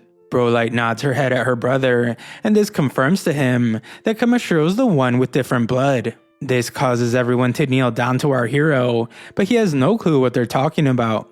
Arjun promises to explain, but first there is something that he would like to show Kamishiro. Arjun takes him to a tablet somewhere else in the tree, and he explains that there are ancient words on it that were passed down among high elves. It says that when the blue sky is stained by dusk, the sacred blood shall fade, the land shall wither, and death will follow. Until the sacred source runs dry, the fools will weep without end. One who bears a different blood will shine forth and bring life back to the earth. Kamishiro just keeps amazing Arjun because this time he was able to read the inscription at a single glance. Arjun explains that if the sacred blood refers to the high elves, then it may be foretelling their extinction. It sure does sound like that to Kamishiro, and it also sounds like he's supposed to be the one who bears a different blood. Kamishiro points out that all he did was clear out the thick mana particles, and he didn't revive the land or anything like that. Kamishiro isn't sure if he's the right guy, but it does seem to be talking about someone that is not a high elf. This is all still a mystery, but everyone decides to take a break. Everyone enjoys a bath, and Clay wishes that B and Kamishiro wouldn't dive in every time. Kamishiro then admits that he's curious about the elven prophecy, but they still need to look for Brolight's sister. Brolight is really laid back right now though, so Kamishiro wonders if she forgot what their original goal was. Brolight says that it's all Kamishiro's fault that she forgot because he went and did something outrageous. Later that night, Brolight thinks about how the particles thinning out makes the night breeze feel wonderful. Kamishiro arrives and he wonders what this curse is all about. It's clearly a very sensitive matter, so Ombre says that she can explain. Brolight is worried, but Ombre says it will be fine. She reveals that the curse refers to a mysterious affliction spreading among the high elves. The illness first began appearing in high elf infants several generations ago, preventing their bodies from developing properly. However, about 50 years ago, the symptoms suddenly worsened. It was as if their entire race had been cursed, and soon every newborn child passed away within only a few days. Ombre breaks down in tears as she can't explain why any of this happened to them. Brolight says that she doesn't have to say anymore, but Ombre reveals that the curse took her child as well. Kamishiro feels terrible, and he wonders what kind of curse could do something like this. Later, Kamishiro is introduced to Melkaria, the queen of the elves. She says that Kamishiro carries a very curious color, but he has no idea what she's talking about. The queen's curiosity takes a quick turn, however, as she notices B. Seeing him even makes her stand up, and she wonders if B is really a child of the ancient dragons. Arjun had a feeling about the little dragon earlier, and this only confirms that B is a descendant of divine beings. This is completely unexpected, and Melkaria determines that the ancient dragon must have deemed Kamishiro worthy, judging from the aura he carries. Kamishiro must tell B to behave himself in front of the queen, but she says it's alright. She heard that Kamishiro purged the foul monoparticles that were festering within their lands, so she is very grateful. Kamishiro says it was no biggie, but he does have some questions. He wonders if the ground shook violently when the particles started growing half a year ago. The queen confirms that the earthquake was so great that even the river changed its course. It all makes sense to Kamishiro now, as he reveals that he has a guess about what happened. He can't be sure, but he thinks that whatever caused that quake may have awakened some kind of monster. A monster that is now disrupting and stagnating the mana flow in the village. Melkaria has come to trust Kamishiro, so she declares that she will leave the matter in his hands. She asks that he lend them his strength, and Kamishiro agrees. He says that he has one more thing to ask, but we don't get to hear it. Later, Kamishiro reveals to the others that he's not the one who bears a different blood. He wants to explain how he figured this out, but first he puts a barrier around them that keeps sound from leaking out. Kamishiro then reveals that he scanned the bodies of Arjun, Ombre, and the Queen. The results showed that all three of them have hereditary abnormalities. Brolight doesn't even know what that means, so Kamishiro explains that it has to do with their genes. Genes are a person's physical blueprint inherited from their predecessors, and theirs are showing some kind of malfunction. Clay can only wonder how such a thing would occur, so Kamishiro asks Brolight who Ombre's husband is. Brolight reveals that it's actually Ombre's own twin brother, and Kamishiro realizes what's going on. He reveals that the High Elves aren't cursed at all, but Brolight is shocked to hear this. Kamishiro breaks it down for her by explaining that her bloodline became too homogeneous. Their reverence of noble blood led to generations of intermarriage, eventually breaking the genetic structure itself. This makes it very clear what the one who bears a different blood actually means. To fix the problem, the elves will have to introduce blood from outside this high elf village. Brolight can't believe that it's really that simple, and she struggles with the fact that they were never cursed. She is relieved though, because this means that no more children will be born with abnormal genetics. Clay is happy for her, but he can't help but wonder how they will overturn a tradition that has been held up for centuries. Kamishiro hasn't been able to find a solution, but Brolight is sure that her brother and her mother will listen to them. She can't be sure about what the others will say though, so she begins to cry again. Kamishiro admits that a law that was kept for 100 years won't change overnight. Just then, he comes up with an idea, and he wonders if Puny can issue a divine warning. Puny's as rude as ever though, as she points out that she doesn't care if the elves perish. A god is fair to everyone, and it's unreasonable to try to save everyone that suffers. Kamishiro retorts by saying that he isn't asking her to save everyone. A friend has asked him for help, so he's just giving his best effort. Puny tells him that he's far too soft, but she agrees to do something about the situation. She declares that they will search for the elf folk's god named Libelania. Puny concedes that it's also a god's duty to answer the cries of those who seek salvation. She tells Brolight to stop crying so she can just smile instead. Puny then turns to Kamishiro with a very direct message. If he expects a god such as herself to move for him, then he will have to provide proper compensation. Kamishiro can't imagine what she would want, so she reveals that she wants 10 servings of his buttered potatoes and soy sauce. Clay says that it's a very formidable demand, and everyone has a good laugh because Puny is actually pretty humble. After a while of searching for the elf folk's god, Puny reveals that she could not sense even a trace of her presence. Brolight becomes concerned, and she wonders if Libellania is hiding her presence intentionally. Clay points out that the density of mana surrounding this region is very strange, so there's no doubt that something is going on in this area. Kamishiro thinks that they should gather information before making assumptions, and he wonders if there's an adventurers guild nearby. There is one called Danos a few miles away, and Clay is surprised to hear that it's so close. It's one of the most reputable guilds on the entire continent, so Kamishiro decides that it's their next destination. They eventually arrive, and Clay points out that the Deimos Guild has the highest adventurer rank on the continent. However, because they have almost no contact with outsiders, they are called a Phantom Guild. Kamishiro is very intrigued because it means that they might have information on rare materials that can only be found around this area. Inside, a woman named Sarah introduces herself as the Guildmaster. Sarah has heard about their travels, so she knows that they have an all-rounder and the Dragon King in their party.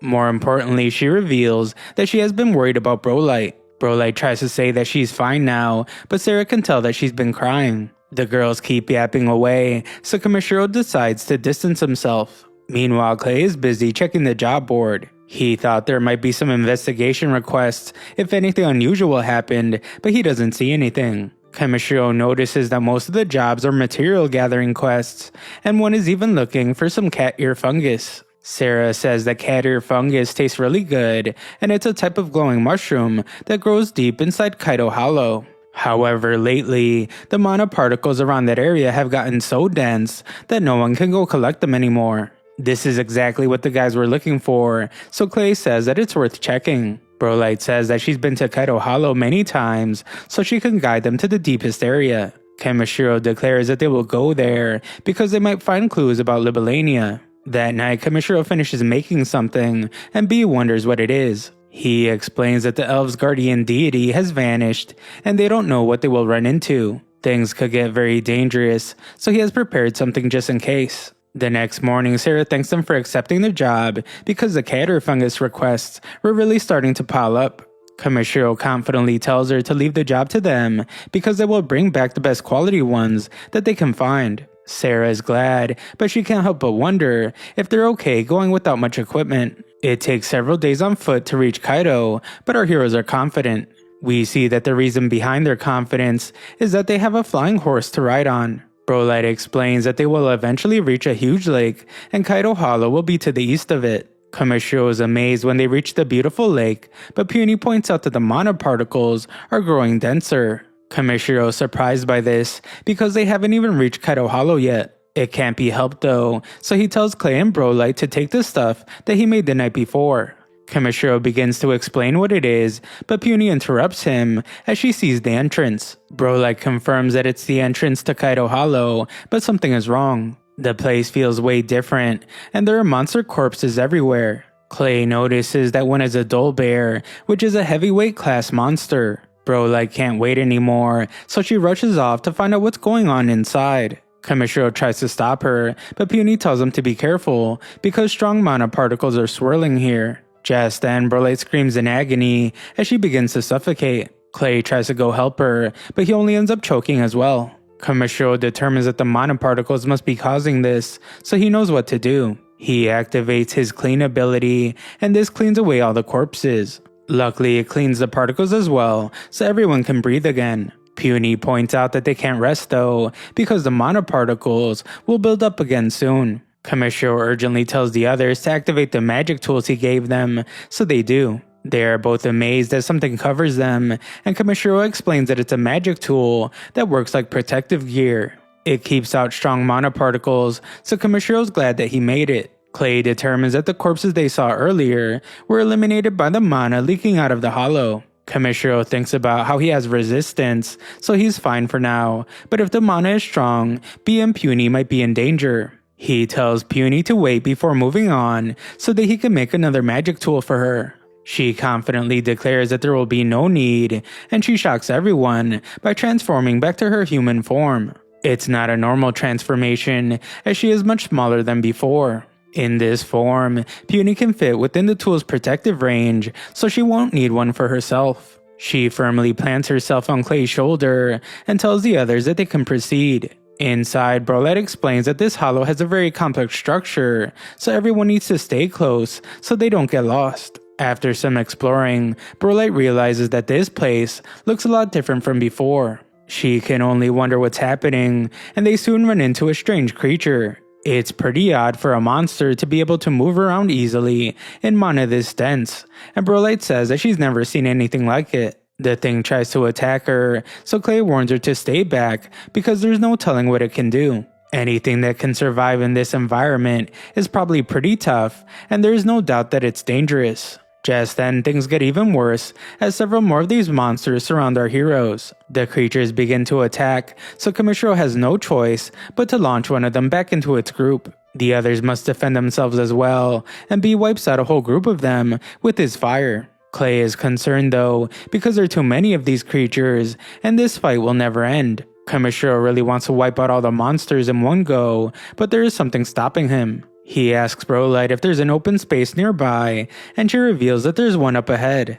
Our heroes rush there, and the creatures are right behind them. In the open area, Kamishiro tells everyone to get close to him, and he waits for the right moment. When everyone is ready, Kamishiro activates a spell called Desperate Barrier, and this thing proves to be really powerful. The barrier expands away from them, and it annihilates all the creatures in its path. Eventually our heroes are safe again, and Brolite says that Kamishiro is impressive as always. Clay wonders if he went overboard though, because his spell even changes the shape of the hollow itself. Afterwards, everyone takes a break so they can have lunch. Everyone is really grateful to have Kamishiro around, because not only did he rescue them from the creatures, he also made lunch. Kamishiro says that it's not a big deal, he just made the food because he wanted to eat. He wonders how far this hollow goes, so Brolette explains that they're about halfway to the altar in the deepest part. Clay becomes curious about the altar, and he wonders if it's for Libellania. Brolette explains that its design is different from the ones dedicated to her, and no one in the village actually knows what it's made for. Kamishiro says it's pretty mysterious, because altars are usually meant to honor gods, but not even the elves know what this one does. Kamishiro begins to question if it was even meant for a god, because it could also be sealing something inside of it. After traveling a bit more, the group begins to wonder how strange something is. The creatures filled this entire place before, but they haven't seen a single one since. Clay has a bad feeling about all of this, so he tells everyone that they need to be alert. Eventually they arrive at the altar, and Kamishiro's amazed by what they find. The altar has some cat ear fungus growing around it, and Clay has never seen any this big. Kamishiro's delighted as he thinks about how he could saute mushrooms this big with butter and soy sauce. He looks behind the altar, and he wonders if a wall collapsed there from some kind of impact. The only earthquake he can think of is the one he caused with the ancient dragon, but he didn't think that the effects would reach all the way here. Just then they all sense something, and Kamishiro can only wonder what it is. Puny explains that something is approaching, and it's bringing a massive cluster of monoparticles. Kamishiro can feel it as well, and he can tell that it's something bad. Brolite can't sense a thing though, and Puny warns that it's almost here. Just then, some kind of liquid falls on Brolite's shirt, and everyone is horrified to find a giant slug above them. This giant monster confronts them, so Kamishiro uses his scan ability on it. It reveals that the monster is called the Kaido Dark Slug, and it's an S-rank monster. The others are terrified by the news because they have heard of this creature before. Clay explains that there used to be a kingdom called Ganaf a long time ago, but it was completely destroyed by a monster. That monster was an S-rank slug species wielding deadly poison, and it was unstoppable. Wiping out an entire kingdom is no joke, so Brolite determines that they can't fight it alone, and they have to run. She is shocked though when Kamishiro says that there's no need to run. Brolite reminds him that this slug is a demon, capable of wiping out entire nations, but that is not enough to dissuade our hero. He points out that there is treasure sitting right in front of them, and he won't give it up without a fight. Besides that, they still need to find clues about Libellania, and it would be a waste to run from an enemy that they can defeat. Brolite wonders where all this confidence is coming from, so Kamishiro reveals that the slug's weakness is fire. Fire is actually B's specialty, and they have a secret weapon in Clay. Clay begins to transform, and he tells Brolight that he hasn't said something until now. He reveals that he's able to change his species, and Brolight is amazed. Kamishiro says that they pretty much have a demon lord, a dragon, and a god on their team. They all work together really well, so it's hard for Kamishiro not to be confident. Brolight is inspired by them, so she says that if they won't run, then she won't run either. The slug approaches them, so Kamishiro activates his triple layered shield to protect everyone. He then uses Quick on B and Puny, while using a reduction spell on Brolight. Kamishiro sends the sped up dragon in first, so B launches a fire attack at the slug. This upsets the creature quite a bit, so B must dodge its counterattacks. Meanwhile, Clay charges at the opening they created, but the slug takes a hold of him. Everyone is concerned for him, but Clay wonders if anyone really thought that this would restrain him. Clay refuses to be underestimated, so he breaks free from the creature's grasp. He declares that even if the slug is the ruler of this hollow, he won't allow it to take his life. He vows to defeat the foe who stands before him, so he charges right at the slug. Clay slices away its tentacles, but he's shocked to see that this monster can heal. B tries to take advantage of the distraction by launching another attack, but the slug knocks him out of the air. Clay and B's attacks aren't reaching the slug, and Kamishiro can only wonder how it's reacting to both of them at the same time. It doesn't make any sense, especially since it doesn't even look like it has eyes. Just then, Kamishiro remembers that creatures that live in darkness don't rely on eyesight. It must be using some kind of sensory organ, so Kamishiro tells Brolight to attack the antenna-looking things on its head. Brolight rushes in to attack them, and she's amazed when Kamishiro protects her from the slug's attack. This buys her all the time she needs, and she takes to the air. Brolight cuts the antennas off, and Clay points out that the slug's movements are thrown off. It's B's turn again, so Puny tells them to burn the slug to ash. B engulfs it in flames, and Brolight celebrates their victory. Clay says that it's not over though, and the slug puts out the fire. Brolight is horrified to see that they can't do anything to this creature, and fire alone can't finish it off. Kamishiro, meanwhile, is thinking of a solution. He determines that if fire isn't working right now, all he needs to do is drain the slug's moisture. Kamishiro has just the thing to do, and he reveals his giant bowl of premium salt. He doesn't feel great about it because it's going to be a waste of really good salt, but he doesn't have a choice. Kamishiro uses his powers to turn the salt into projectiles, and he uses them to do major damage to the slug. The damage is obvious as the monster tries to run for its life, but Clay says that it's no use. He goes after the slug and finally ends its life with a powerful attack. Afterwards, Kamishiro's relieved that they were able to take it down. Unfortunately, Puny tells everyone to look up, and they are startled to see how many eggs the slug left behind. Brolight can't believe that they're all dark slugs, and Kamishiro determines that they have to exterminate them all. He can't let any more of the monsters grow up, because even just one of them could destroy several nations. Clay gets even more worried as he notices that some of the eggs have already started hatching. There are so many, so he can only wonder how they're supposed to deal with all of them. Scanning these eggs reveals that they're A rank, and Kamishiro reads that exposing them to sunlight will eliminate them. Kamishiro determines that he will have to use ultraviolet rays, so he tells everyone to close their eyes. With their eyes protected, Kamishiro uses the ability, and the light he creates destroys every single last egg. He doesn't sense any more of them, so everyone is relieved that they're out of danger. This isn't exactly true, however, as a huge gust of wind pushes them back, and they wonder what caused it. Puny has bad news for them, as she explains that the monoparticles that had been filling this land have vanished, and now something terrifying is coming. Puny doesn't know what its intentions are, but she senses the presence of the one who calls themselves the Spirit King. Thanks for watching my recap. Make sure to like the video.